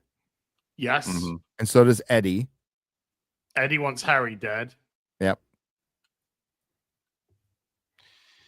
I can see Kevin dying. I can see Eddie taking over the Empire, and then I can see Harry taking him down like he said he was going to do. Once you've ascended to the peak, they eventually have to take out Conrad. Oh. Well, yeah. Who just made a bunch of new friends. Take out Conrad. Well, the funny thing, it was so funny because they have the evidence to get Maeve and Conrad out of jail, and Kevin's all like, Kevin went in and he started some shit with his dad. Oh, like, yeah. That shit has started. Brilliant. Knowing he's going to get out. Shot as well. Knowing he's going to get out. So he's all, can we just leave him in there for a week? A week. And Harry's like, yeah, well, it's going to take time. Okay. Gotta get a new lawyer anyway. So yeah. Yeah, gotta get a new lawyer. They gotta get a new lawyer anyway. That's the dark comedy of it. I love. Yeah. And shit like that made me just fucking piss myself when you hear fucking shit lines like that. You just be like, fucking cold, man. Fucking cold. But brilliant. Mm-hmm. Like the crisp scene just had me in stitches. The way that all Conrad had to do was give a look, and he's just like, yeah, sorry, sorry, man. No, when Conrad's talking to Kevin, and Kevin's like, I'm things gonna be different now, Dad. I know everything. And then Dad's all, tell me.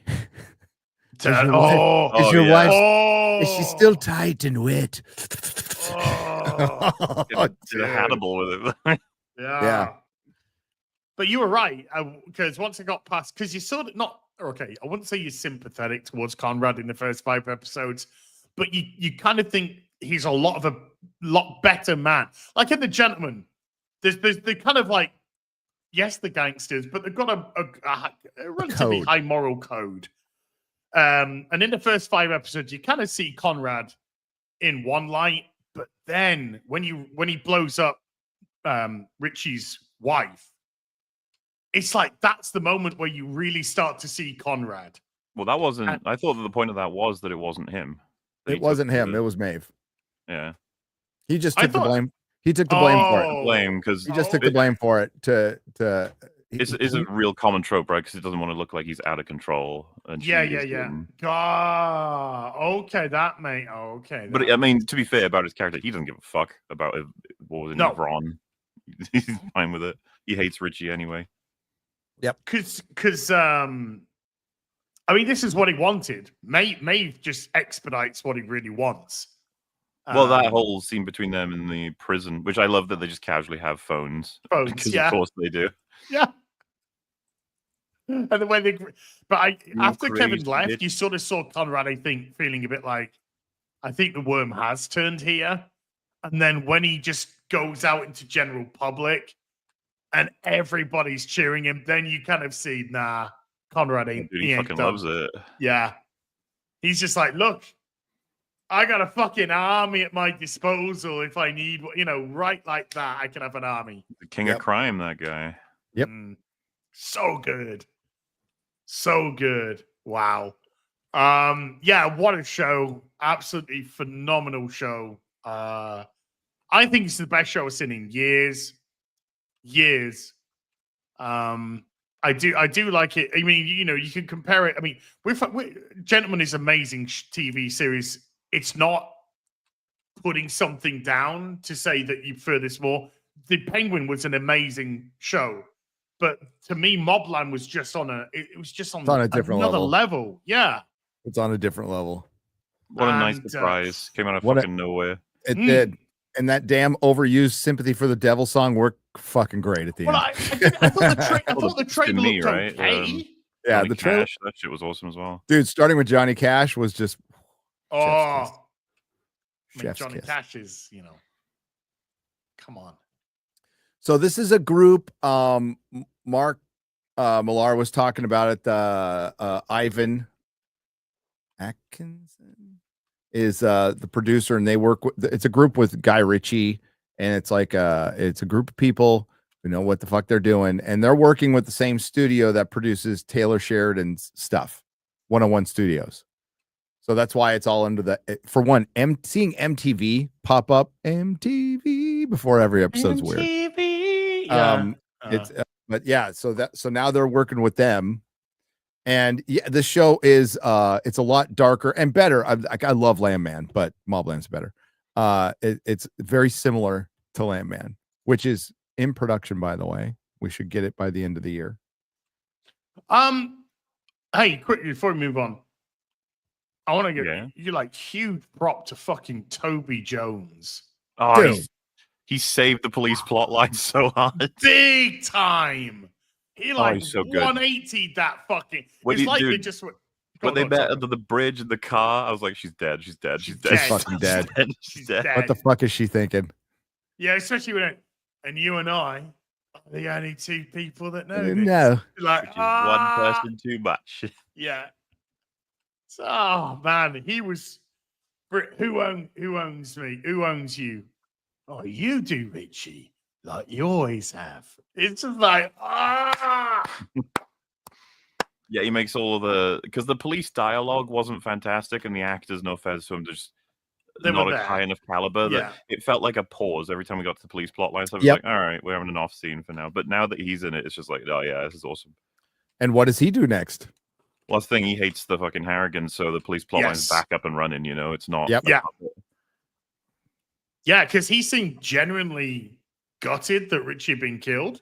Yeah.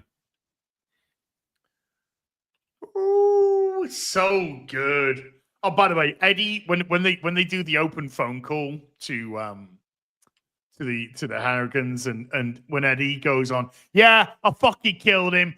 He squealed like a little piggy. I was like, and it's bloody Maeve's fault her son died, and this Maeve's just Helen Mirren is fucking epic as Maeve. She's just it's just nice for her to have a role she can show off. Yeah, how good of an actor she is. And that whole bullshit about I was testing you, I was just putting you through it. I'm like Mother Nature. It's like bullshit. She's so full of shit. She's so full of shit. It's great. See why they're together. No, well, she knows that Harry did let the undercover cop go. So yes, you can easily argue that was for the best, though. Yep, because everything could have been made much worse by her. Yep, I know she's dead anyway. So because he got the recording of her. Yeah, of her getting them out. So that's good. He's good in that department. Once they find a new lawyer. But that's all Harry would say. You fucking let her go. Well, yeah, because I got this information which got you fucking out, ain't it? Ain't it? It's funny. It's probably like Tom Hardy's most subtle role in his career, and it might be like one of my favorites of his. Yep. He's so good at it. And we still haven't seen his hand grenade go off. No. And it makes a point, like with when Richie went down, Richie got emotional. He got caught up in it, and emotional. Yeah. So that's a little hint. But Richie displayed at the end, because especially with O'Hara, he displayed his lack of good judgment. Yep. Because he said, I looked I looked Harry in the eye here, and I had to make a decision. But he made the right decision with Harry, the wrong decision with her. So he was too emotionally compromised by then. You know, when he had to ring Harry, I was like, "This is Harry expected that. This all going to be a work." Yeah, Harry knew.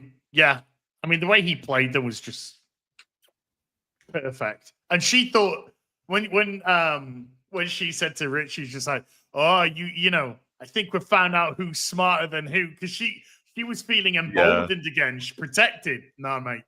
Sorry, love. You were always surplus to requirements. The moment you admitted to going to Richie, in Harry's eyes, you had lost all loyalty, all trust, and you were dead woman. She was a dead woman walking. Then Harry is just thinking, how can I use this to our advantage? That's it. Yeah. Because he's the best for a reason, or he's the one they all want for a reason, because Harry gets shit done. Throughout the whole fucking season, you can't help but feel bad for him, and the fact that it all culminates in like, all right, back to normal now, wife, and then she gives him like a fucking hell and stabs him accidentally. But yeah, I got a feeling in season 2, either his daughter or his wife's going to get killed. That's clearly a payoff they're saving, because it will send him over the edge if either of those two die. Yeah. Exactly. Yeah. And when Eddie fucked his daughter, I was just like, oh, yeah. Oh no. Oh, Eddie, what have you done? Him and Eddie have got a huge like conflict brewing, just broadly. Yeah. Yeah, I mean, they're both very open with their hatred of each other. But Eddie can't make a move on Harry on his own. He needs huge amount of backing. And now that it's all out that he's Conrad's son and not Kevin's son, I think Eddie's a little bit more vulnerable now. He won't feel that way. He feels emboldened, which might make him...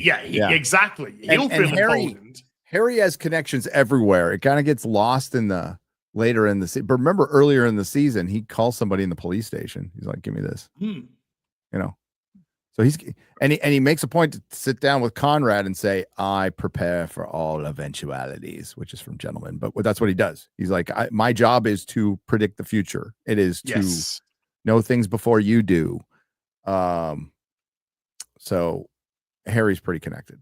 But I loved Maeve trying to put that worm tongue into Conrad's ear about Harry, and it was just like, Harry is fucking loyal. He is. That's what I think.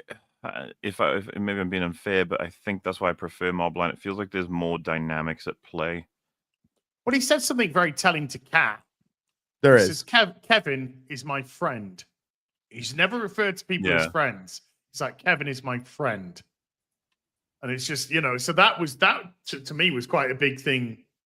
She wasn't listening to him in that scene. He was trying to be clear, like, you're asking the impossible. It cannot happen. And the thing about it is that she's not grasping is like, you owe me because of the favors. It's like, the favors were to help this family, and now you want the favors to help them to mean I kill them? It's like, this doesn't work. And then instead of trying to work with him, she gave up and pulled the family card, which never did as well. Yeah, Kat, you just sealed your own fate there. And it was great because right at the end he went, that bit at the beginning where you said, you could turn around and tell me to go fuck myself. Well, this is that part. Yeah. And she's like, "You making a big mistake." It's like, well, I guess we'll see. That scene could have gone other ways. Dude, there was a fork on the table. I was like, "Ooh, careful now, Kat." There was a lot of kind of like, because she was eating the pasta or whatever. But goodness me, holy shit, what a show. You haven't seen it, chat. You've got to see this show. Oh, and thank God it released weekly. I don't think it would have gotten anywhere near as much coverage otherwise. Yeah, will it's have time to intense. catch It up. exercise intense storytelling. You weren't Yes. you weren't always sure where it was going to go, Well, even just- when you saw things being set up. You know, even I think I started it with 2 episodes out. So like, not that that's super late, but my point is just that a lot of people wouldn't have watched it. I think if it was it came out all at once. It seemed its viewership has increased over time as well, right? It has. Ryan was showing it yesterday. The Nielsen top 100 through the what used to be the TV season from fall of last year to the spring of this year. It had 3 or 4 episodes out, and it was in the top 20 or 30, and it didn't have a full season out, as opposed to the Rings of Power, which had some episodes out towards after they started before the season started, so it's not a full season, and it didn't chart at all. It didn't chart at all, like at all. Daredevil was 92nd out of 100, by the way. Below Wow, it did that Agatha. well. It did that Yeah. well. But yeah, Yeah. like Landman was up there, and Paramount. I remember Paramount Plus has a lot more, or a lot less subscribers than Disney Plus, and it had multiple shows up there. So yeah, the viewership has actually gone up. And I think it'll continue. Like now, though, I think with a good show, you get a little spike now from people who are waiting to binge it. Yeah. So I think it's going to do just fine. They just need to turn it around quicker. Yes. You know, you can't have 3 years between fucking series. One Piece, Dude, there's a decade for Stranger Things now. a decade. And it's funny. I think a lot of people be like, "Oh, well, so 1 season per 2 years." It's like, no, that's not how it went. When was season 4 out? 2020. 2003, 2, 3. Was it 21 or was it 22? I think it was 22. That's insane. Absolutely insane. It's ridiculous. Trailer came out for season 5. Well, I mean, I'll watch it, but you know. Yeah, 2022. Thank you, chat. That's fucking ridiculous. Yeah, One Piece. Enjoy the 2 seasons you get a One Piece. Oh, you're gonna be like that? Are you gonna be like that, dude? It's not coming out till 26. What? It's not coming out till next year. I thought it's like a couple of months. Nope. It's not coming out till next year. When's and the show one of the showrunners left. Season 2 part 2? This year. I actually like the release schedule for Stranger Things is great. Thanks schedule. Don't let me get away with that. Thanksgiving, Christmas, New Year's Day. That's fucking genius. I think that's actually pretty good for ending it. Do it within a month, all around the holidays. That's fine. But yeah, Squid Game's coming this year, Wednesday. That Frankenstein movie by Guillermo del Toro looks fucking cool as fuck. It looks good, doesn't Yeah. it? Yeah, I saw the trailer. I was like, okay, yeah, I'm in. I'll wear my marine. I love Oscar Isaac. I think Oscar Isaac. Sophie, I'll wear my yeah. marine hat when I review it. I promise, Sophie. Thank you for the. She got me a marine hat. It says marine. As you watching Squid Game season 3 when it comes out? Yeah. I have to see where it's going to go. I mean, season 2 had highlights. It by did the way, have highlights. The first number episode one, I thought was great. I did the think number first one episode show of the top 100, Squid Game season 2. Well, and this is it now, right? Wow. This is the end of the show. Yeah. Oh yeah, this is it. This is yeah, I mean the first episode, the first episode was, well, it wasn't carried because there were some great performances by other people, of course, but the recruiter was just, he was fantastic. Yeah. Fuck, man, that was unbelievable stuff. It was a very wonky season, and clearly a half season too, which really annoyed me. Yeah. Well, when you end after game 3, yeah. It's a half a season. It's funny. I got like a monkey's paw thing. I remember when season 1 completed, one of the worries we had was like, oh, season 2 will be like twice the games. It'll be 2 games per episode, and they'll be shitty. And it's like the monkey's paw is like, your wish granted. You get 3 games in total. It's like, what? That's not what I meant. Yes. No. Yeah. Because I like the games too, like the ideas behind them, but So Well, much no, I mean- fucking police plot line, dude. Gian is his performance is fantastic still. Yeah. And his contrast to season 1 is Yeah. very purposeful, and it should be. It's a great mirror between him season 1 and season 2. You just muted yourself. How do you keep doing that? How do you keep doing How do you keep muting yourself? I tap. It's here. If you tap, That's a terrible place for the mute button. I was right? gonna say. That is So if I freaking terrible. if I grab the mic, I could set the sensitivity could mute me. You should just get a Hey, completely I new can't setup. help being sensitive.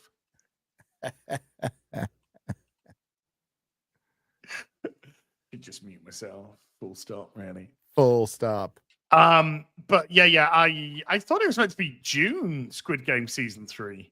I thought it was meant to be this month. It's coming fucking quick, man. And that's it.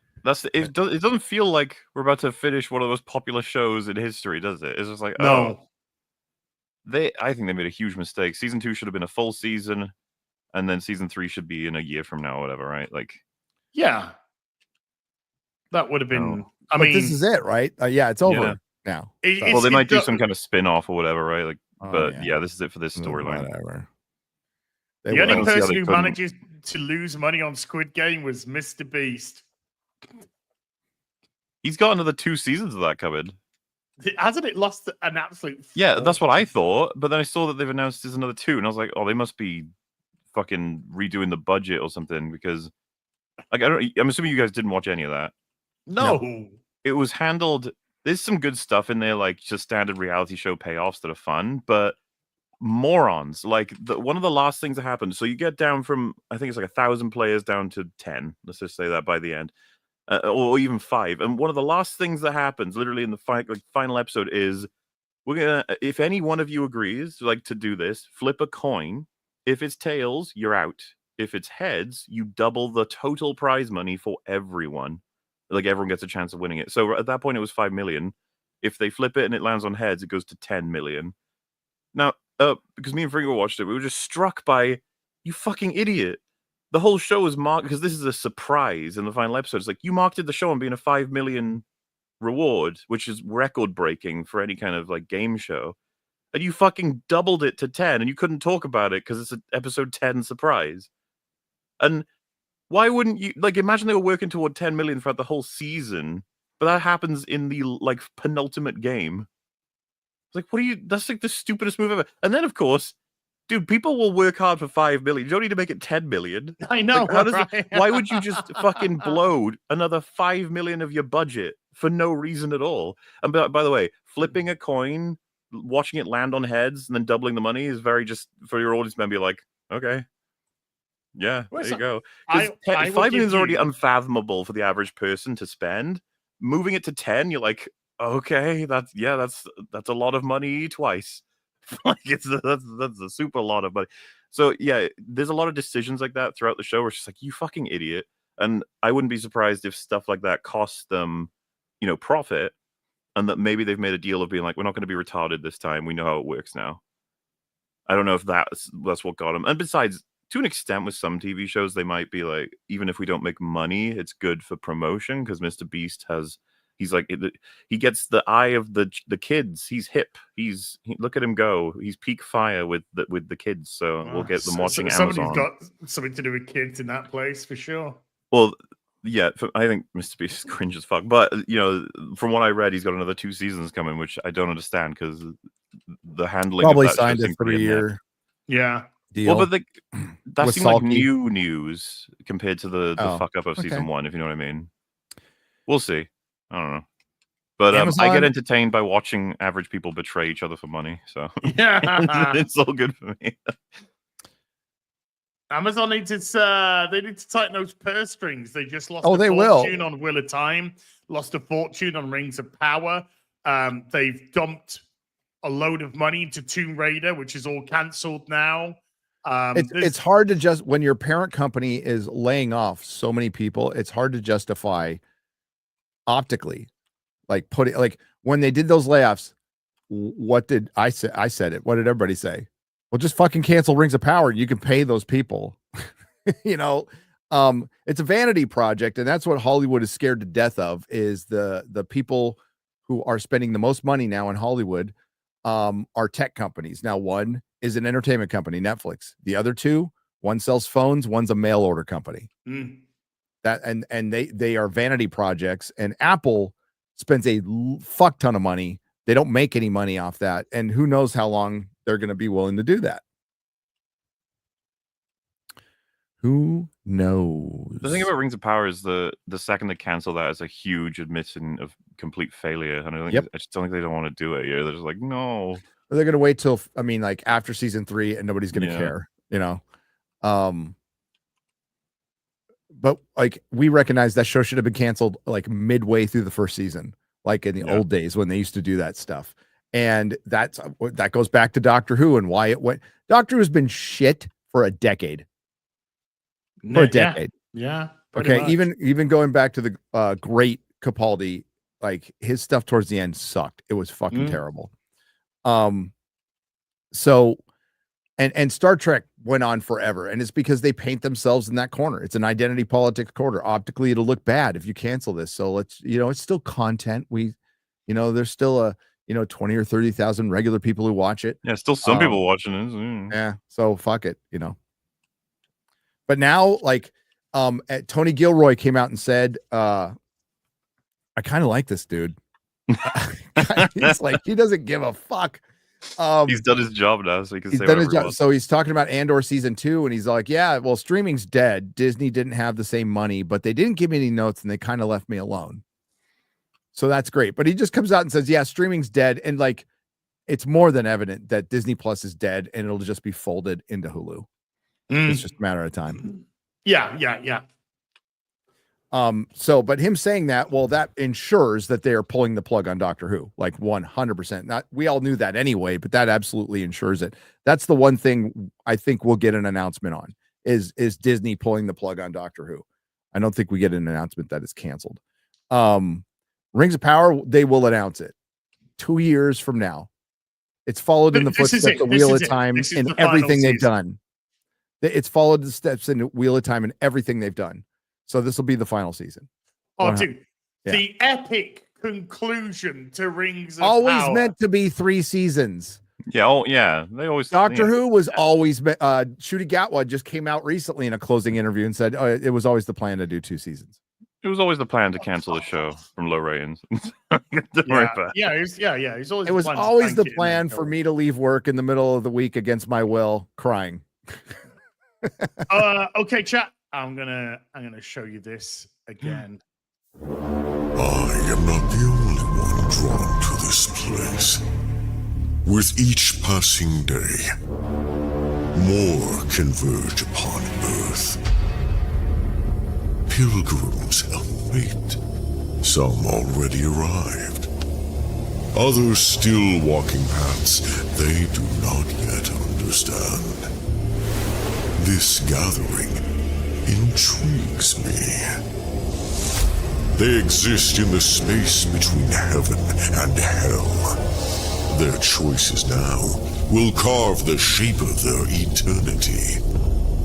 But do they truly know what they are? What forces stir beneath their feet while they play their part on the board? Pawns, perhaps. Or something far more significant. Death lingers near. Yet the dead do not rest. Their whispers grow louder. Their stories claw to the surface. Deeds once buried in shadow now strain for the light. These saints, these sinners, they are unlike any I've seen. Complex, flawed, powerful. Some barely cling to their soul.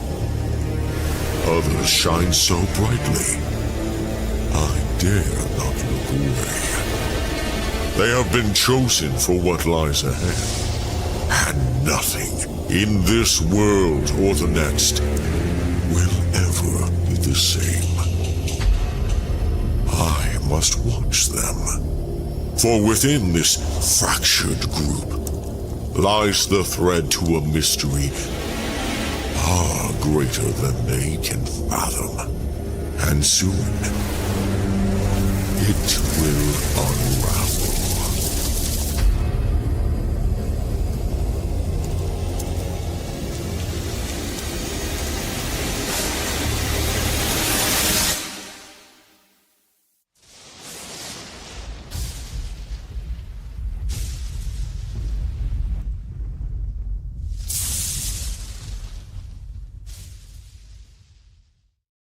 Yes, everyone, you probably know by now, but there is a anthology book coming out, Saints and Sinners at the Rippaverse. 6 stories, Eric July, Soska Sisters, and then 4 content creators. Critical Drinker with a story, Drunk 3PO with a story, and then Mola and myself with our writing debuts. Woo, for the Rippaverse, each doing a story as well. The campaign has been out just a day over 3 weeks, and we are 7,134 books sold, $252,754 taken. Now, because the first milestone was hit, that actually has now released the hardback cover, the hardcover for this campaign as well. It is up and available on the website. The link is in the description. The link is pinned in the chat. And if you wanted to jump in and get it all now, the Get It All has now been amended with the hardcover on there too. So if you got the I Want It All before the hardback cover, you can just simply add it here. Or if you want to grab everything, then everything is there. But wait, there's more. Because we've just hit $250,000, that has unlocked the concept art book. So that will be going up on the campaign shortly as well.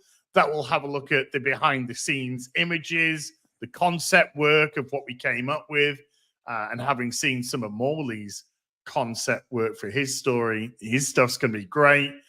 You can see how the Apex was put together, and also maybe a thing or two that the Apex can do that you haven't seen yet as well, because that was also developed in concept. But that should be coming out on the campaign shortly.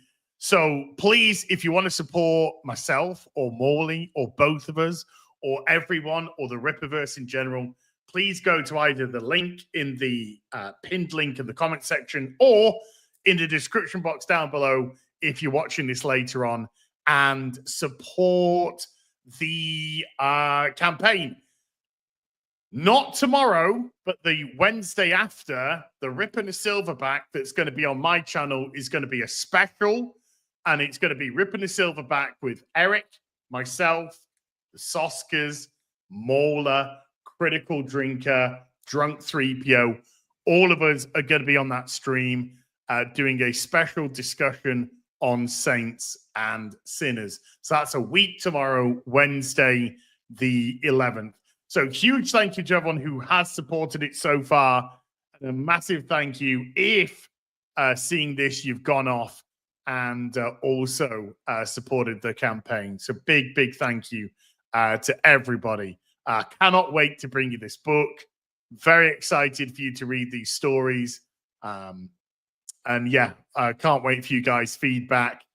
And yeah, I believe, well, I don't know, I can't say that one did NDA. Yes, and stuff and things yet to be announced. Stuff and things. Stuff that concept art book will be and fun. things. I'm gonna want to see the it's like behind the scenes, you know. Oof. Yeah. That concept book's gonna be great. I can't wait to get that concept book as well. So there you go. Gary, are you stepping out? Yes, I got to step out. He's got to step out. I've got work to do. Things to do before I hit the road, dude. Okay. Yeah. I'm hitting the road and I'll be gone for like a month. Going back to Wisconsin. Wisconsin. Going back to Wisconsin. For a little while. Wisconsin.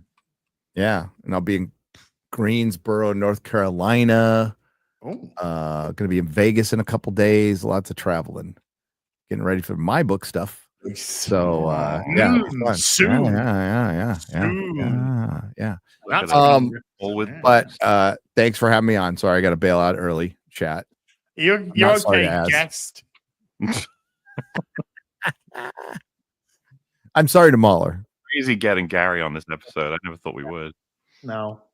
You know, such a good phone. Go on, fuck off. Fuck off, then. Thank you, chat. Piss off, ass. Love you, Molly. Stop video game. Okay, no, we got super chats, but did you see that the CD Projekt Red have confirmed that the trailer that they put up for The Witcher 4 was simply a tech demo? I haven't seen any of this. I didn't know that. Yeah. Here, let me grab the post. Here. The line must be drawn here. So, update. CD Projekt Red has confirmed to VGC that what was shown at the State of Unreal presentation today was a tech demo set in the Witcher 4 world, quote, but not the Witcher 4 itself. I mean, welcome to basic video game marketing then, I guess. Yeah, we're back to vertical slices. Vertical slice the whatever. Yeah, whatever. Okay, let's get into the super chats. Let's get into the chats of the supers. Piston with a €6 says, I'm getting sick of all these soulless live action remakes. But if you had to pick a live action movie to turn into an animated remake, what would you pick?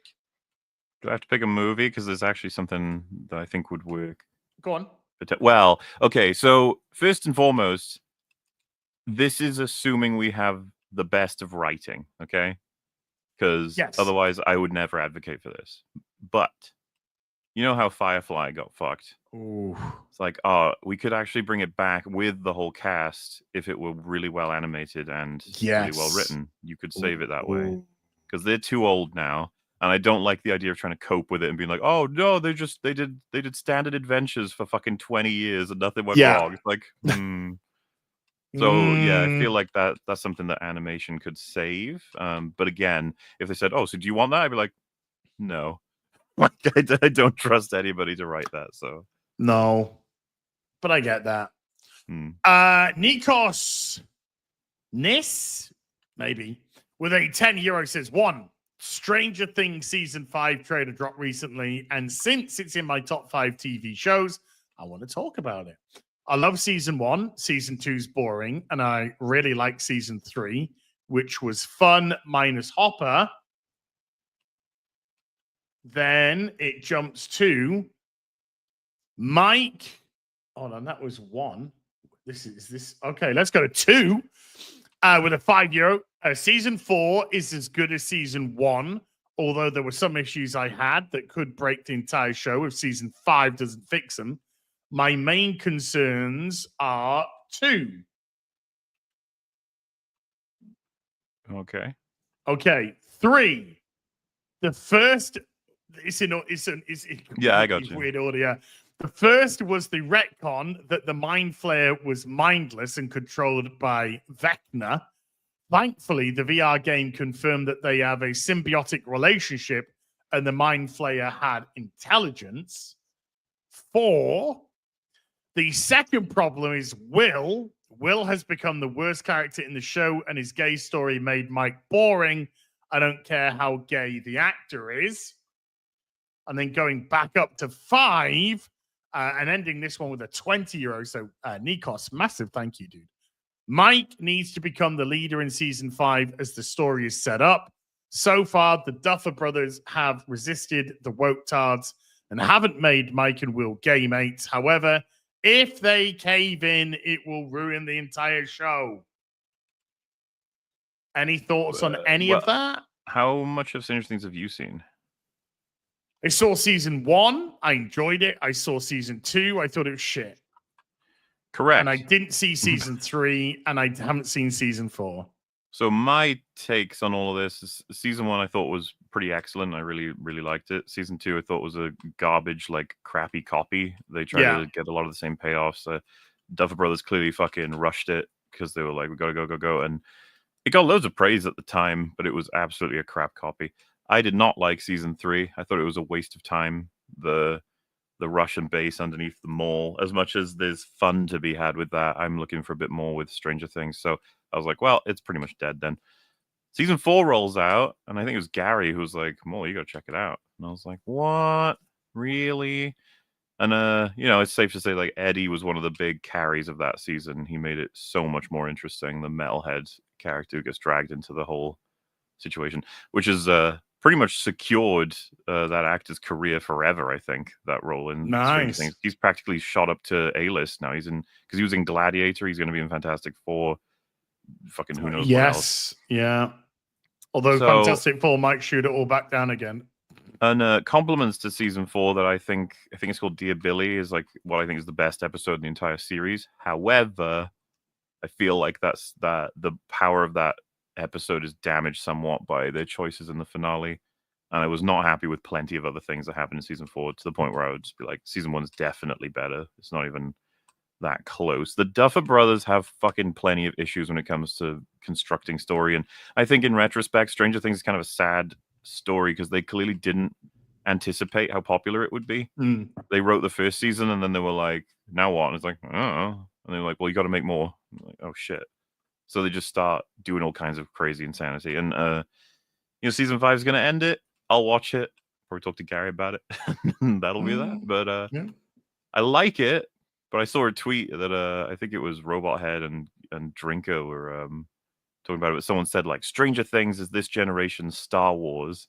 And I was just like, you're insane. It's like, what are you talking about? Sorry. Yeah, much as people like it, no. Just no. Knight who says Neat has become a YouTube member. Thank you, Knight, who says Neat. Hunter Dorvac with a $10 says, if you get a chance, look at Clint Eastwood, who just turned 95, by the way. His interview with Variety on the current state of Hollywood, where he completely sums it up. What's your top 5 Eastwood film panel? Top 5 going too much. I love the Dirty Harry movies.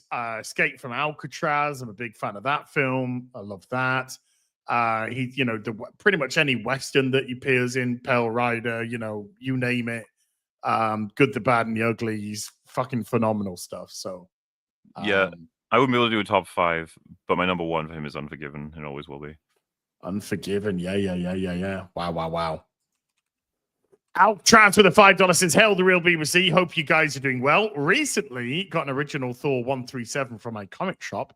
Shame about Fantastic Four. Hope Soups is good. Cheers. I hope it's good. I can't say that I'm impressed by anything that I've seen so far, though. It's meh. It's just been meh. It looks okay. It's about as excited as I can get. All right. Hunter Dorlack with a $5 says, cheers to me being 6 months sober. I'm doing quite great and starting part 2 of my epic summer movie arc. Hope you have a great rest of the week. Well done, man. Yeah. I'm 2.5 years sober. I'm not to say anything, like, because of course, congratulations and everything, but I was about to say I'm 4 months sober, but accidentally. Yeah, well, yeah, I haven't had a reason to drink anything yet. Yeah, I don't have a drinking problem or anything like that, but I just decided that that would be would be enough. alcohol's not great for you, medically. So it should help out anybody to stop it. But of course, for me, I need an excuse, like a party, family, just doing something. I tend not to drink it otherwise. I just don't care about it. Yeah, fair enough. Nick AH has been a member for 16 months. Thank you, Nick. Mark's been a 117B with a $5. Says, as you watch Mobland? Yeah, I watch Mobland. Yeah. Now ask Gary if he's seen RRR. Boom.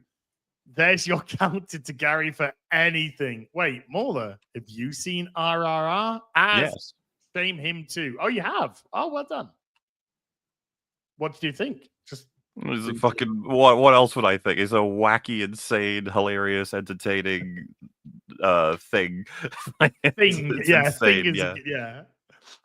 Pegsy with a £2 says, just rewatch The Shining. Thoughts? A pay for me. I love The Shining. I love it. Fuck yeah. Shining film. Yeah. Earns its reputation. I'll just say that. Dragon Wise has been a member for 12 months. Thank you. And Mikey Gussler has been a member for 26 months. Thank you, Mikey. Reno the Turk with a $5 says, on Open Bar, soundtracks were mentioned. What's your favorite transcendental masterpiece? One is the amazing score by Basil Palidoris for Conan. Pillage. I mean, I guess just favorite soundtrack, Morley.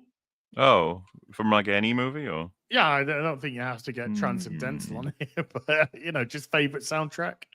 I think that because they're right. That was asked on Open Bar. I can't remember my answer. This is one of those ones where it's like, why didn't you mention blah blah blah? And you're like, oh, of course that one too, and this one and this one. Yeah, I think I said Star Wars and Lord of the Rings. I gotta say them, otherwise I'll sound like I forgot them.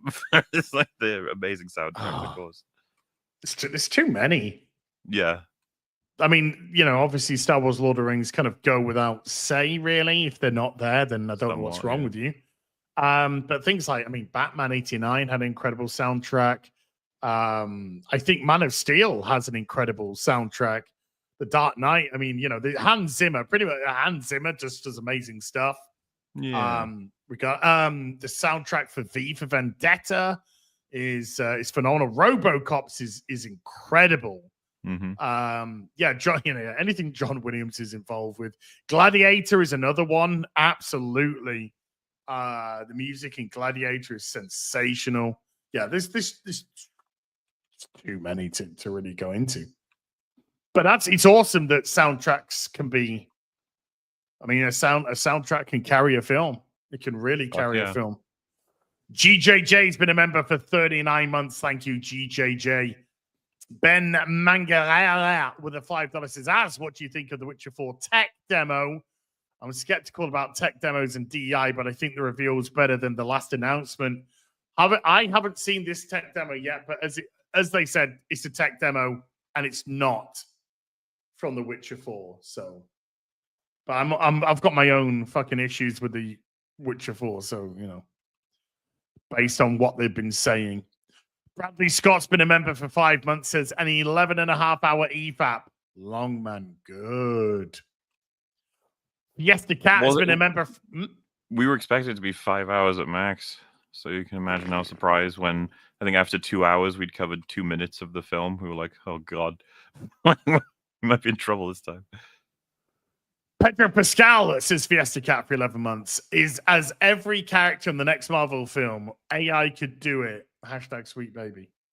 Could happen. Bob Starkey with a £5 says, Sir Gary, tagged you in a clip on X, really wanted your opinion on DSP saying he can drink responsibly while claiming to be a former alcoholic. Well, number one, when DSP opens his mouth, he's a liar. Is he an alcoholic? Maybe, maybe not. But anything that comes out of his mouth is just fucking trash. He claimed to be an alcoholic to stop getting beaten up by somebody. He claimed that he was just a gobby shit because it was the alcohol, but he just didn't want to have his head kicked in when he was actually confronted by somebody. But no, it's I have seen some alcoholics or former alcoholics drinking the 0% alcohol stuff, which is like 0.05. So there is a minuscule amount of alcohol in it. And stuff like that because you can't. You have to drink it in like 10 fucking bottles to get drunk. So if you drink like a bottle of that, you're not getting any buzz off it or what. So maybe that's an alternative. But no, you can't. You can't drink responsibly if you're claiming to be an alcoholic. That's cope. But DSP is just full of shit. He's a piece of fucking dog shit. And the day he dies, the world becomes a better place. And that's a sad fact. It's unfortunately just a sad fact. Mikey Gussel with a $20 says, seeing all these people see the reports say Superman will make 125 to 150 million domestically in the opening weekend. It's a hit. These same numbers were applied to the Flash's opening weekend as well. I don't think Superman's going to be doing the Flash's numbers in terms of weekend opening, but we don't have a solid budget on Superman yet. So we don't know what the break-even mark is. I think it would be safe to say that the film would cost at least $250. So if that is the case, it has to most likely hit 700 million to break even. So that would be its probably likely break-even point, around 700. Yeah, I think that's fair. Yeah? To assume. And as for how much it's going to make, really hard to predict right now. Really hard to predict, because if the movie, I think it will have a very strong opening weekend. I could see it do those numbers. Absolutely. But if the film's shit, or if the film's it's going to have a huge drop-off. They've already written the articles. On one hand, it's Superman soars to blah, blah, blah, blah, blah. And the other one is like Superman plummets. Yeah. Falls. So, yeah, it's all going to rest on how good the film is. How good. But I don't think we're going to see Flash numbers. No. Hero of Canton with a $2. More like taints and spinners. Sure. Thanks for the money. Stephen G with a membership for 7 months. Thank you, Stephen G. Reno the Turk with a $5 says, also, people sleep on the soundtrack for Bloodsport, EFAP when. It's got it all. Splits, weaponized Flintstone pills, and Saw Gerrera pre-rebellion. Okay. All right. Andrew Kelso with a $5 says, I binged Mobland over the weekend based on the Man of Long and Gary's recommendations. Wow. What a TV show. Fuck Eddie, dude. Eddie's great. He's a horrible, horrible character. He's awesome. Kudos to the actor for just making him so unlikable. Noons gifting 50 memberships to the stream. Noons. You absolute little sweetheart. My gorgeous Arabian princess. Dropping. Hey, we have had 92 new members this stream. I mean, guys, we're like 8 short of the alcohol goal. I don't know, where you drink responsibly, where I give booze to reforming alcoholics to drink responsibly. Boo-Jalicious the Third with a $5 says, morning, lads. Started watching The Gentleman with my last week. Very entertaining. I'm glad GE is back as a meth kingpin again. Jesus Christ. Christ is king. Thank you. Gentleman's great. It's an amazing show. Yeah. Good stuff. Gondor called for aid. And Rohan answered. That takes us over the 100 new members this stream. Thank you so much indeed. Really, really, really do appreciate that. Where did I get to? No, we're on. I've completely. Here we go. Where were you, Noons? Where were you, sweetie pie? There we are. Boom. Hero of Canton with a $5 says, can Molly be taken seriously when he loves an interstellar tier magic movie, The Prestige? Prestige is phenomenal. Yeah, I wouldn't appeal to Az with that one. Oh my fucking God. Molly, because I'd never seen The Prestige. and it's Morley's favorite film. And so Morley was just like, can you watch The Prestige with me? First time of watching. So Morley and I had a date. We got fucking flowers, champagne, soft music, beautiful meal. And we watched The Prestige together. Holy shit. I think The Prestige is easily my favorite Christopher Nolan movie. And I love me some Christopher Nolan, not Interstellar though. But it was great because I could pause the film and I could just give Morley my thoughts. Oh, is this happening? I think this is happening. Da, da, da. And Morley would just keep quiet or go, okay. Because obviously he can't. But I was just giving him my kind of stream of consciousness of what I thought was going on.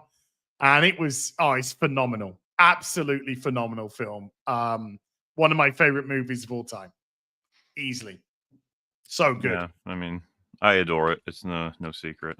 I just fucking such an uber layered film. I wasn't quite there, but I got you got a lot of it. Yeah. But it was so well done.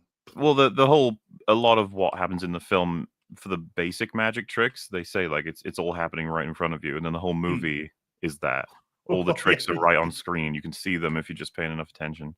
Yeah, it's very clever. Hey, David Bowie, fucking wonderful. Oh, so awesome, yeah. Tesla. Yeah. If you haven't seen The Prestige, go watch it. Oh my god, treat yourself. Believe you me, treat yourself. Thank you, hero. Mikey Gusler with a $20 says people sharing the fake report that Superman's budget is $225 million. The same number that was reported for The Flash, by the way. Budget is $364 million because of those Ohio tax documents. It'll probably be more because of the reshoots. The $364 million number has come up. James Gunn, I'm not defending James Gunn. He said, no, this isn't the budget of the film. Even if you give the budget of around 250, and it's probably 250, it could be easily be in excess of 300 million, Mikey, easily. Wouldn't surprise me. I think it's still, even at 250, if we give it the benefit of the benefit of the benefit, to try and hit 700, 750 to break even. If the film isn't a good film, it's not going to do that. It's not going to do that. Or if it does and just breaks even, that is a huge failure. But I could easily see it being 325. But I think if we err on the side of caution and don't try and blow things up to kind of support your narrative.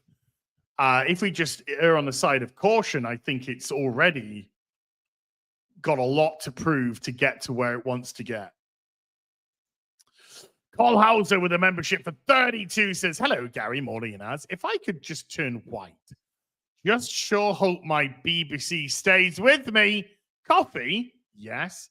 Cream? No thanks. I take it black like my man. Fucking great line from Airplane. Fucking brilliant. I was just passing by and I was just wondering if you'd like a cup of coffee. Well, thank you. Cream? No thanks. I like it black like my man. Black Kane with a $5 says, my daughter saw Lilo and Stitch with her friends, asked if they wanted to talk about it for 12 hours, and they had the audacity to say that was unhinged. Fools. Sell them into slavery, and buy new children. Raging Wookie with a $50. Big fat 50. Hail, real BBC. I already got to tell Az, but I just wanted Gary and Morley both. I'm getting married next week on the 10th. Hey. During the next BBC. I'm 31. Never thought I'd see this day. Also, Az, thanks again for the well wishes. Love you, buddy. Thank you so much. And again, big congratulations. Yeah, congrats, man. Mikey Gustler with another 10 says, did you see James Gunn say that his influence for Superman is Godzilla -1? Mainly it's human story. Nathan Fillion says his Green Lantern is inspired by the old woman from the Golden Girls. Estelle Getty? Well, I mean, the only old. I didn't see Golden Girls. How about it being inspired by Guy Gardner, considering that's the character you're playing, mate? Asking a bit much there. Jesus wept. I gotta say, dude, I have not seen stuff which is turning me onto this film. No, same. I've not been excited by it, but Hollywood. I mean, again, I would like to be proven wrong. I'd like to come out of the cinema going, "Fucking hell, that was great." I just got a feeling I'm coming out of the cinema going, "All right, all right."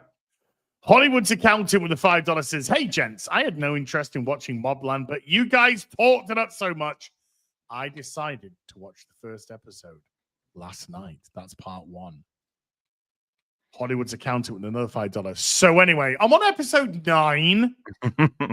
And I must say, you guys are right about the show. No spoilers, but R.I.P. Mr. Brum Brum Brum.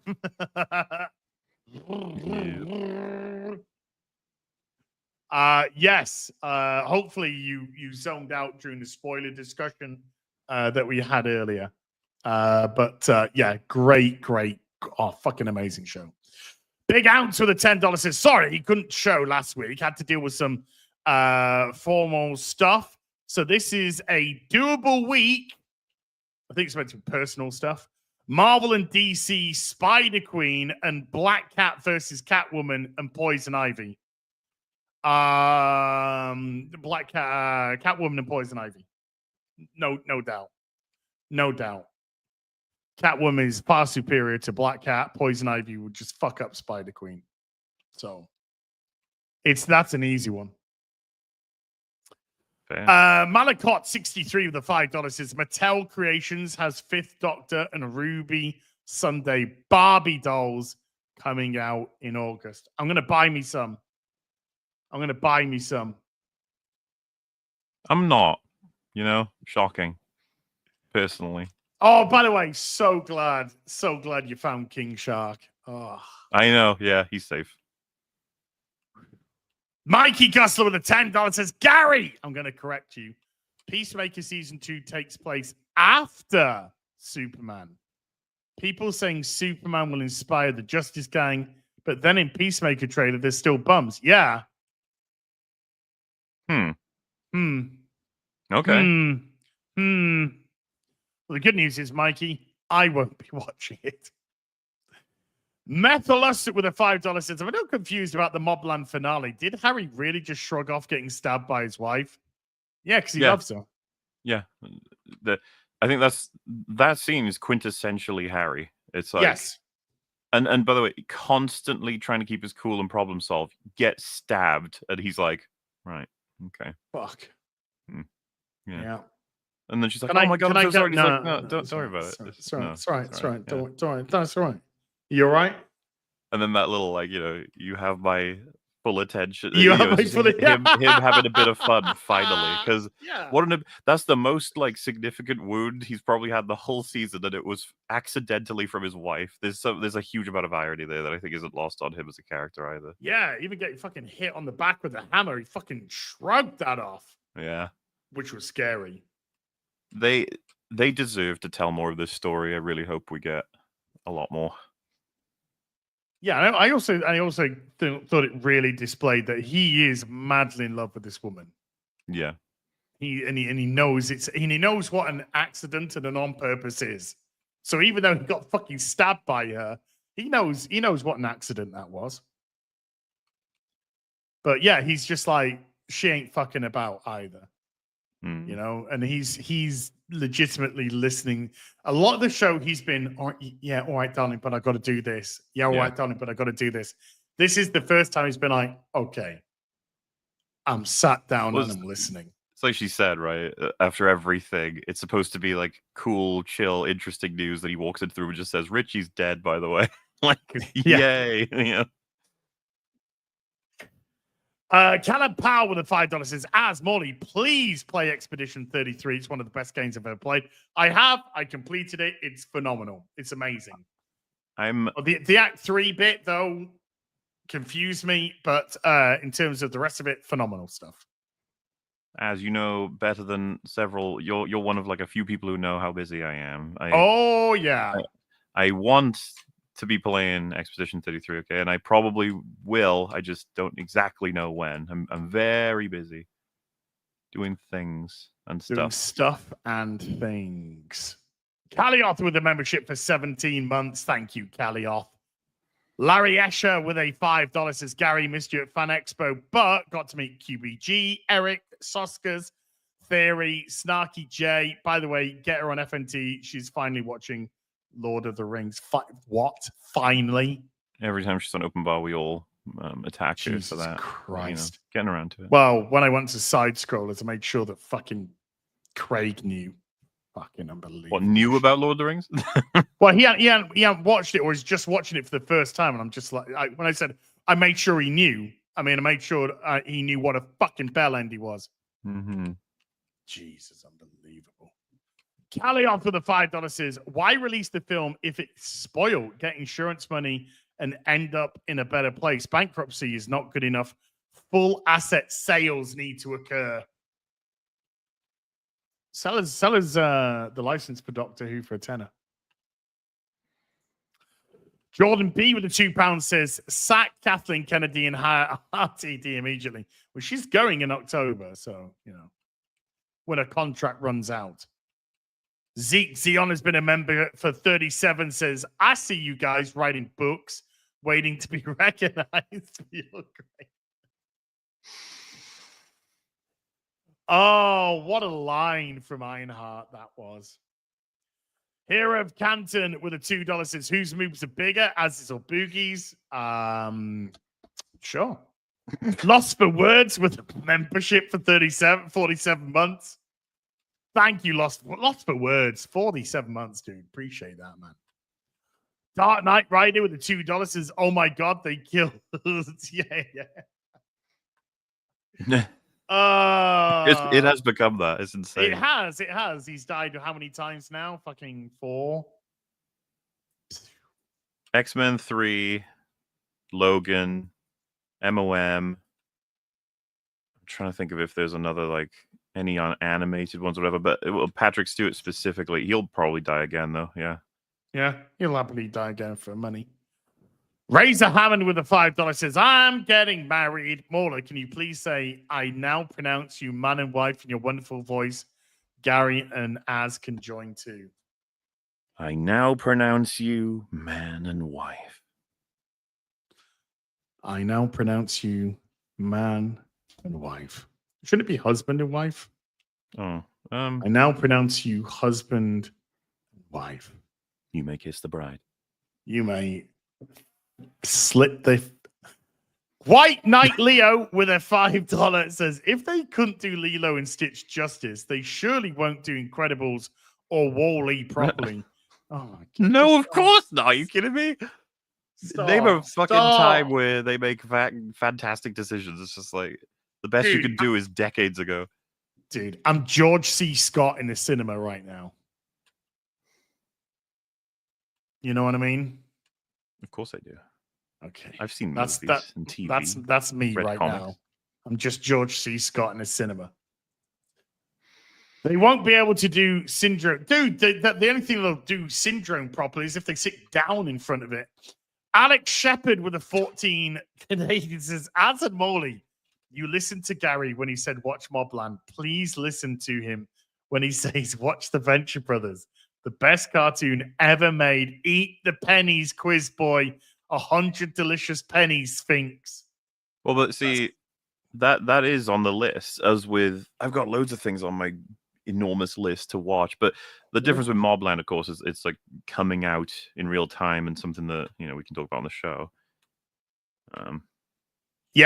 Dude, I've got a list of things to watch a fucking mile long right now. Yeah, I got people harassing me about animes in the nicest of ways, of course. Of course. As well, and so I got so much I need to watch. Was it Player One or something, or First Player. I need to watch Log Horizon. I need to watch some other isekais. I got shitloads. The missus wants me to watch One Piece and something else with me as well. Oh god, that's an easy undertaking. Right? It's only like 1,010 episodes or whatever. Yeah, it's a lot. Filthy Casual with the $5 says my Mobland video is titled Mobland Episode 10. It sticks the landing. The titled thing. It did stick the landing though. It did indeed. It did stick the landing. I mean, clearly I'm a massive Filthy Casual subscriber fan. And took it from there. Or maybe it actually did really stick the landing, because it did. Virtual Reality Fitness with a $5 says, fun fact, Kang and Doctor Who first premiered in 1963. Anyway, who wins, cosmic version, Kang or the Doctor? That's the Doctor, isn't it? It's the Doctor. I mean, I feel like it's weird when you get to this point, because they're both probably insanely powerful, but you almost rely on how they're written, and the Doctor beats out Kang in terms of almost a meta sense of what character would outsmart the other. It would have to be the Doctor, I think, at his best, for sure. Yeah, not when he's sticking his thumb up another man's ass. Saleh Hibe with a $2 says, what's better, Mobland, the Gentleman TV series, as we discussed? Saleh, I personally went with Mobland. Yeah, just edged out for me as well. To me, I loved the Gentleman TV show. I thought it was great. I really thought it was great. But to me, Mobland was it wasn't close to me. It's just like, because I love Penguin as well. But again, Penguin, I just don't think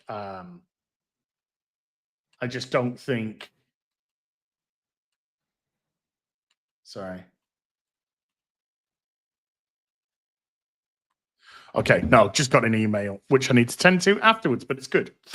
Darth Cactus with the $5 says, I should have cried when Doctor Who died. Instead of cheer, like most people.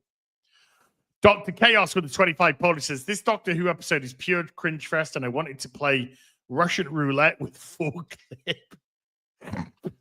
Billy Piper is suddenly only fan service on a retard level. Yeah, yeah. Bashi Washi gifting 10 memberships to the stream. Bashi Washi, thank you. And Bashi Washi's been a member for 46 months. Hey, sexy big guy and panel and chat. Long time no see. Yeah, where have you been? But there is my beautiful my beautiful Arabian prince in the chat. So I've got Noons, my beautiful Arabian princess, and Bashi Washi, my beautiful Arabian prince. One of you, take me away from all this. Houses, yachts, life of luxury, I don't know. And then Bashi Washi dropping another 10 gifted memberships into the stream. Thank you, Bashi Washi. Josh Kelsey speaking all the sense in the world with $20 super. Thank you. Life sucks as. Oh, dude, I'm sorry, man. Oh, I love you. I love you. Griff Nizzle with a $10 says, I fully admit that this is a character flaw of mine, but what triggers my impotent rage is that these people would never admit they destroyed all this. They'll sleep soundly thinking they're brilliant. I agree. Yeah. I agree with you. Why is my bloody focus just not? Matt Robertson with a $5 says, missed opportunity for Doctor Who. After Capaldi, they do an old black guy who travels back in time to help people and is the canonical source for the magical. Sure. B Buster gifting 10 memberships to the stream. B Buster, massive thank you for that. Thank you so much, dude. JRL1436 with a $10 says, Part 1. Hello, gentlemen. I've officially finished The Hobbit, Lord of the Rings, the Silmarillion books. They are unbelievably amazing. I'm very thankful to all of you for continuing to do what you do. For another $10, Part 2. Mola. I am still going through Lilo and Stitch EFAB, and I am angry at the remake existence. The original movie was the second movie I ever saw. I can't hope for Disney to collapse sooner. Yeah, the theme of that stream as the hours went on is the chat went from, I think there was a few people being like, why are you spending time, going over this kid's movie, blah, blah, blah. But the more time went on, they were like, oh, wow, they ruined everything. And it's like, yeah, just a little bit. Nothing surprising. But at the same time, I think it is a little bit for some people because for those who've seen the remake, I think a lot of people think it's pretty inert. Like, it's just like, it's whatever. I assume you've heard about the big major change. Change at the end. Yeah. Yeah. Have you seen the original? I reckon you'd like it. Okay. I think everyone does. It's a very wholesome, family-focused sort of thing. Fun movie as well. But hey, you know what? Can't have nice things. No, we cannot have nice things. Ian So Forth gifting 10 memberships to the stream as well. Ian, thank you. So that is 90. That was 90 gifted memberships up until that point. Wow. Led Poland with a £2 says the impossible man to save the Fantastic Four movie. I don't think there's any saving that film. I got a feeling that film's going to be shit. I have a good feeling about that as well. Yeah, I got a good feeling that movie's going to be shit now. Jester Roanoke with a $2 is likely the last Doctor Who we'll ever get before we pass. Sad. Possibly. Gary's 56. By the way, Gary is older than William Hartnell was when he became the Doctor. William Hartnell was 55 years old when he became the Doctor. I'm 50. I don't think I see any more Doctor Who in my lifetime. Well, I think it's done. Yeah. Yeah, he looked a lot older than 55 for sure. The God of Gravy with a £10 says, did you see that Mr. Retardis is fuming over the finale? If only he'd been paying attention to how shoddy it had gotten instead of continuously lying to own the chuds. I've never seen a video of his. I've never cared about him, to be honest with you. You can lie to other people, but Az doesn't look 50. I'm waiting for the punchline. But you can't lie to yourself. The thing about it is, like, everyone hated this finale for Doctor Who, and I don't think it actually is strictly to do with the quality of it. It's more so just everyone's come around now to being like the reality of, man, this whole era has been fucking abysmal. And it's like, yes, thank you. Like, yes, it has. Welcome to the party. Broadsword 97 with a $10 says, Mobland will probably be my favorite show of the year. What actor do you want to see in season 2? For me, I'd say Charlie Hunnam. He was great in The Gentleman. Well, it would be amazing. Okay, Mauler, let me just throw this out there. All right. What happens if The Gentleman and Mobland are in the same world? I mean, it's cool in terms of the crossovering of dynamics and stuff, but at the same time, it's like I don't need anything like that. No, because I'm very happy with the story they've got as is. But I would love for them to throw in some more Pierce Brosnan type actors in terms of just someone you've never seen do a role like this, really. And just let them loose, sort of thing. Because as far as I know, there's a Guy Ritchie movie coming up with Anthony Hopkins in it that's about gangsters. And I was like, that would be fucking awesome before we lose Anthony Hopkins. He gets to do a gangster role like that. Dude, he was really dancing on social media the other day. The guy's amazing. He's gonna make the most of it before the end. So he's 87 now. So who knows when he might retire? I'm hoping he doesn't. Well, Michael Caine's what, 92? Yeah, but he did retire. That's what I mean. Oh yeah, but he retired at what, 91? Yeah. Yeah. He did that. It's 92. Is Michael Caine? Don't throw bloody spears at me. Wonderful men, wonderful actors, wonderful men. They're genius. Will it ever be seen again? I don't know. I will say, because they were obviously my dad's generation of actors, but they feel like they're mine as well, because it just sucks because like, oh fuck, they're getting old. Oh, there were so many good movies with Michael Caine when I was a kid as well. And I've been watching stuff like The Italian Job and all that kind of shit as well. Great stuff. Matthew Bolette with a $10 says, shameless plug. Second book is out. American Doctor, an ex-Red Coat Brit, and a Brit are a demon hunting duo. An ex-Red Coat Brit. Hold on. An American Doctor and an ex-Red Coat Brit are demon hunting duo in 1812 Englandshire. The disappearance of William Coroni on Amazon. Do it. The disappearance of William Coroni. Not to be confused with the Corona virus. Is on Amazon. Go check it out. Sophie with a 5 pen says, "Hell, boys, important question. Do you know what the idiom give someone the shovel talk means? Trying to prove a point, eh? Gary, return to Peru, please." I'm afraid I've not heard that one. No. I imagine it's give somebody a shovel and they'll dig their own grave. I think that's the idiom, isn't it? They'll dig their own grave. Else, but... Yeah, I think it's that. Give someone a shovel and they'll dig their own grave.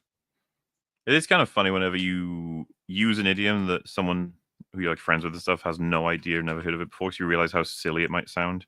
For example, giving someone the hairy eyeball. I said that in front of, I think it was Rags, and he was like, "What the fuck does that I've mean?" never heard that one before.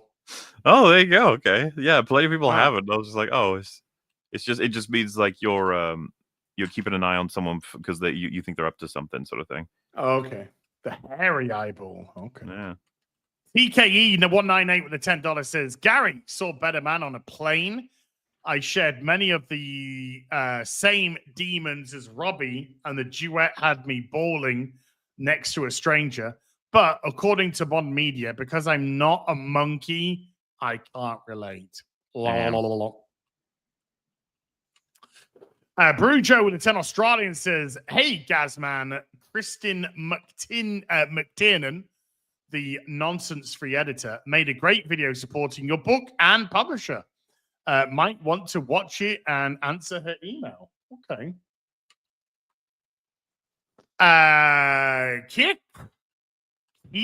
K13 Kicker with a 10 big numbs.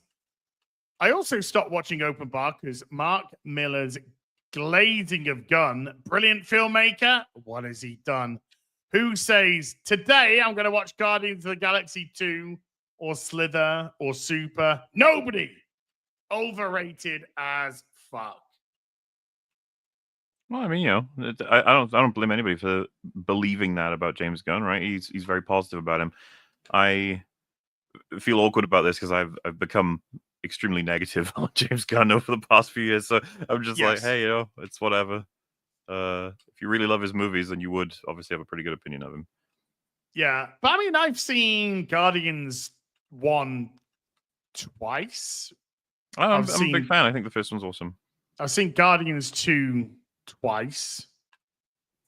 I've seen Guardians 3 once. Don't plan on watching it again.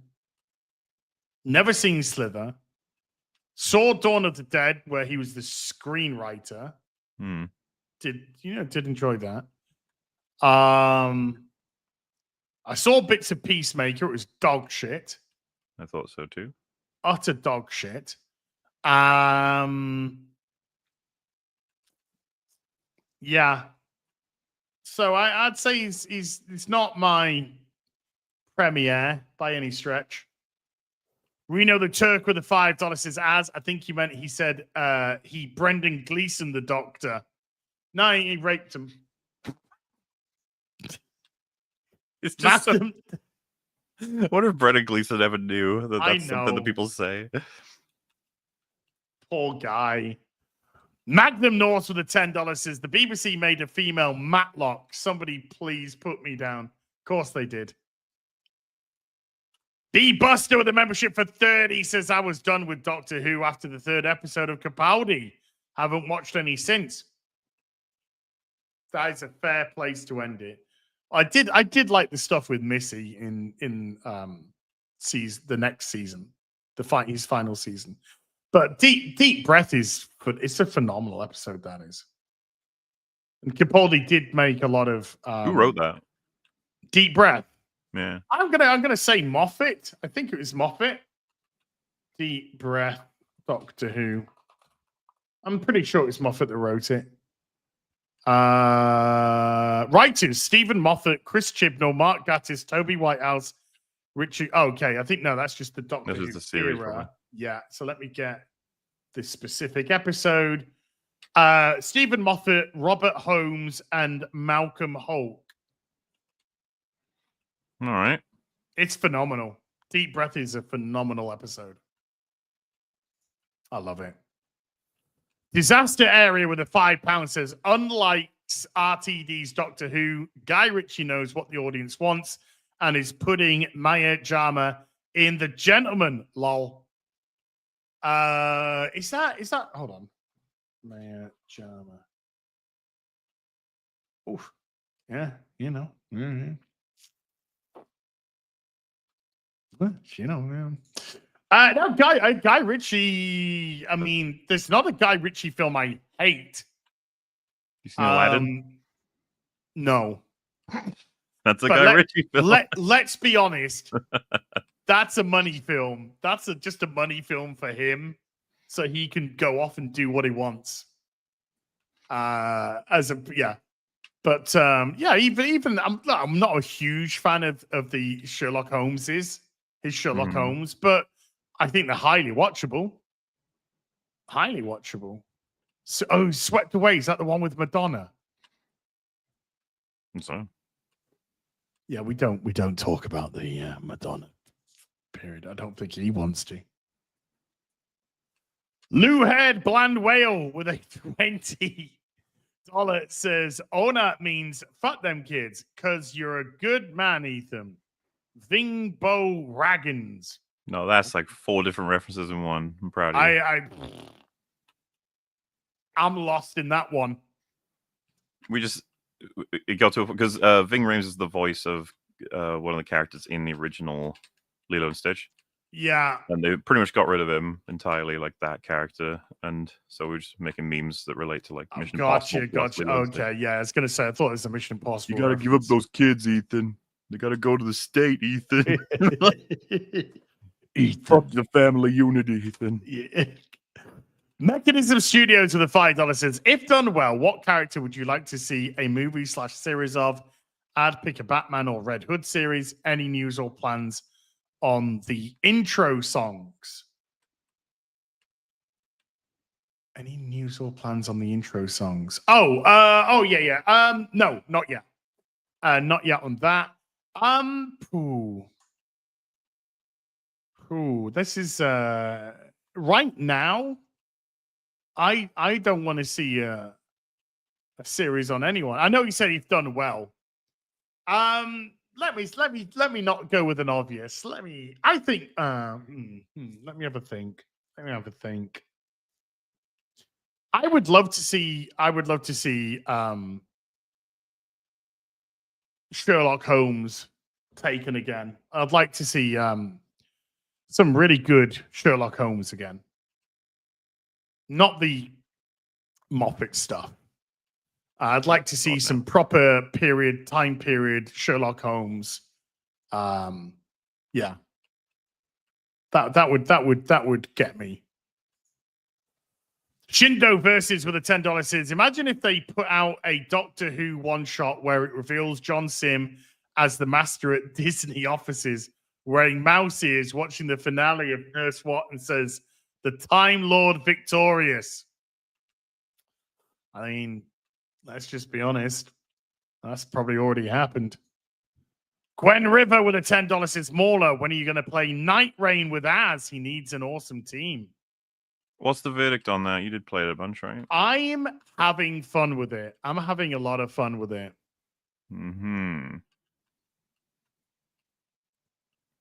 That's right. Yeah, I'm having a lot of fun with it. So I even did a whole level, the first level again offline yesterday, chat. Got myself a really good gem for my Duchess. Yeah, good stuff. I might play some this afternoon live on stream. I've heard mixed things. Yes. I think it's mixed on Steam. I'm not tackling it from the perspective that it's an Elden Ring game per se, more that it shares similarities, shall we say. Hi Guy with a membership for 15 months says love Mobland, but I didn't understand after having his family threatened why Tom Hardy's character didn't kill the blonde lady in the end. He did. They're talking about Cat. Cat. Oh, no, that was not the. He saw Cat under a white flag. Yeah. Type of environment. It's the same with Richie in the beginning of the season. He's not just going to kill him. Yeah. Again, Besides, that was there is a white good flag chance if he did, he'd be dead because Cat's going to have a bunch of guys outside more than likely. Yes. That was him. He's about respect and honor, and he's respecting her ability to pitch his favors. And then he told her after she wouldn't let it go, and after she said the stuff about his family, then he told her to go fuck herself. Yeah. Snacks with a $5 says, it's like a parley under a flag of parley. Yeah. Snacks with a $5 says, found DVD copies of Landman and Tulsa King season 1 and 2. Hopefully Mobland gets the same treatment. Anyway, see you next Tuesday. I mean, we are. Let's just be honest. Dude, this is a 4K purchase immediately. Yeah. Nick Brown with $10 says, any idea which agency Katz works for or why she's so powerful? I agree with Mauler. Probably CIA, Homeland Security, FBI, something like that. She's got to be. She's got connections. Yeah, she's got to have. Yeah, that's where I see her. Probably CIA would be a safe bet. Celia Hebe with a $2 says, now what's better, Mobland or Taboo? I never saw Taboo, so I can't do the comparison there. Same. Gary saw Taboo. Mexi Rage with a $2 says, I love how evil Eddie is now and the bar scene. Eddie's great. Because when you look back at it all, the reason why Eddie didn't want the two guys to join them at the beginning was the whole plan was to kill the son. Yeah. Because Maeve had got into his ear about, you need to make a move, prove yourself, da-da-da. And so, it really makes more sense, the beginning section, where you think they're chumming up with each other, but they're not. Eddie was always looking to kill him. And when his face lights up when he finds him after the stabbing in the bar, and it lights up, and you're like, oh, it's because he's found his mate.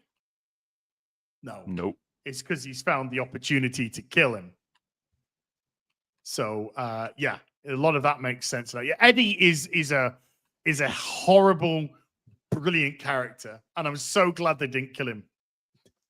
Yeah, like I said, he's all set now as a Joffrey type. He's very chaotic, and you can't predict anything he's going to do. No. And that is the beauty of that character. He's so out of control, or unpredictable is a better word, actually. B Buster he's shown he can manipulate well. B Buster with a $2 says, at least George R.R. Beekler finished his book. Hey, it's true. Star Chess with a £2 says, I thought Kat might die as she is in HBO Potter. Yeah. It's a small role in Mobland as it stands. I assume it's going to get bigger for season 2, but I mean, if I were her, I'd probably want both. Yeah. Maybe she's a later threat, an endgame threat. Yeah, it could be that she lasts longer than even season 2. It's me. It's become a member at the stream. Thank you. It's me.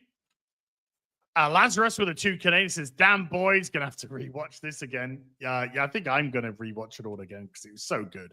See what I can catch now that I've got all the context. Yes. Forest Through the Trees with a $10 says, with all of Doctor Who messaging thus far, Can it be interpreted that including Billy was a literal go fuck yourself to the fans, implying the Ninth Doctor had relations with him or herself, the potential 16th? I think like Gary said, it was just he started with Rose and he's ended with Rose. And he's got no idea where this is going. Yeah. Really. Griff Nizzle with a $10 says, I love Maeve. However, I do kind of hope they play it true and she learns what real power is without Conrad standing behind her. A lot of different ways that story could go. Yeah. Hard to tell right now. None of them end well. No.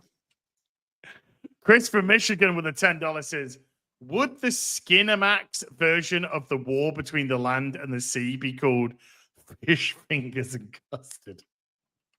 Yes. Mm-hmm. JJ Sickman with a €6 says, is there a way to upgrade the Saints and Sinners pre-order to the hardcover? Sorry if this has been answered. I think what you can do is if you've ordered the I Want It All, you can order the hardback and then put it in the Ripper Save thing where they all ship together. So you save on delivery with that. So I think you can put it all together.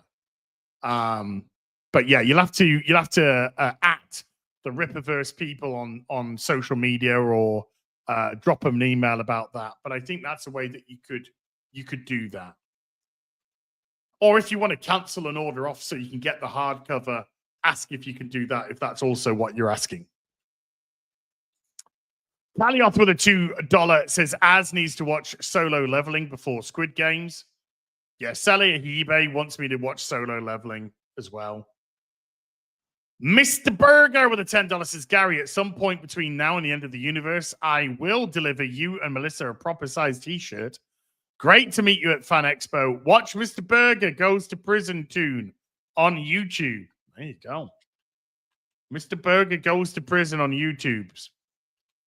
Will Pollacher has been a member for 29 months. Thank you, Will.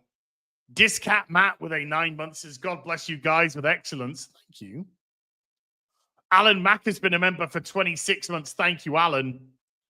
Lord Moore with a £5 says, so I've just seen something saying Jodie hasn't seen the new TARDIS interior until she filmed it.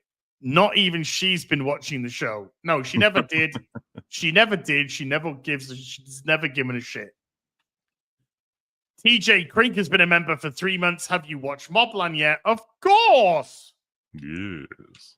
Of course. Now you have my permission to die. Barry Francis with a £5 says, I heard that drinking non-alcoholic beer is like licking H out your sister. It tastes the same, but it's just so wrong. Fucking hell. That is fucking hell, Barry. Dude, I think you need more help than fucking alcohol can cover. Casual Sadism has been a member for 7 months. Thank you. Andy Masterson's been a member for 44 months. Thank you, Andy, bro. Grand Wazoo 42 has been a member for 50. Thank you, Grand Wazoo. Rhino Helix gifting those 10 memberships to the stream, taking us over 100 gifted memberships on the stream. Thank you so much indeed, Rhino. Boobies. Jay Walker's become a YouTube member as well. Jay Walker, thank you. And Jay Walker with a $2 says 2 recommendations.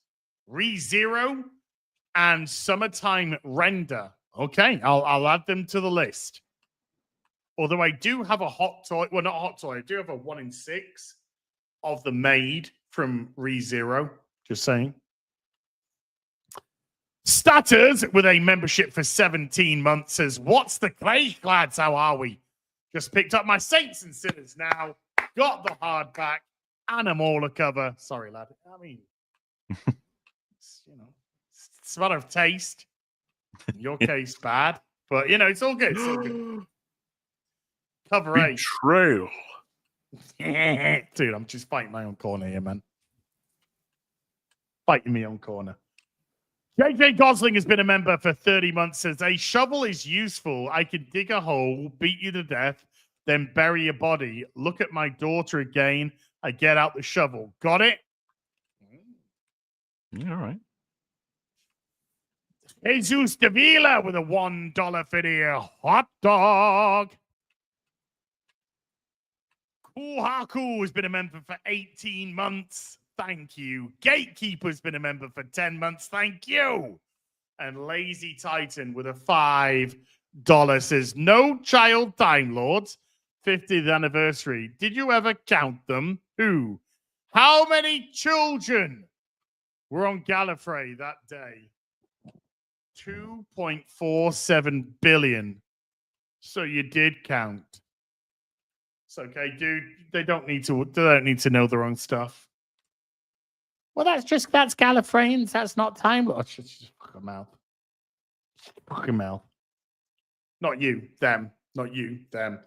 Morley! Anything you'd like to plug before we go? No, all right. Except Saints and Sinners. Grab it while you can, folks. It is indeed my first ever story. Mine too, pinned at the top in the comment section if you want to click the link there. Or if you're watching this back later, in the description box down below. Please go support Saints and Sinners. Thank you so much to everyone who has. Thank you so much, because there's still 46 days left, to people who are just like, I'm going to put a couple of pennies aside and get it before it closes. Thank you so much for that as well. I might be back in a little bit with some Elden Ring, maybe. We'll see. We'll see. Other than that, tomorrow, Ripping the Silverback over on Eric's channel, 7:30 UK time start, PM, 1:30 PM Central Time. Thursday, open bar with Drinker and Morley. Not me, but just in general. Friday Night Tight, back as a host, of course. You're welcome. And stuff and things in between then. So massive thank you to everyone who came to watch today. Mods, thank you for giving up your free time. Everyone who super chatted, remembered, gifted memberships. Thank you for supporting the channel. I'll be back, and Morley will be back with some more stuff very soon. You take care. Goodbye, Global. Bye.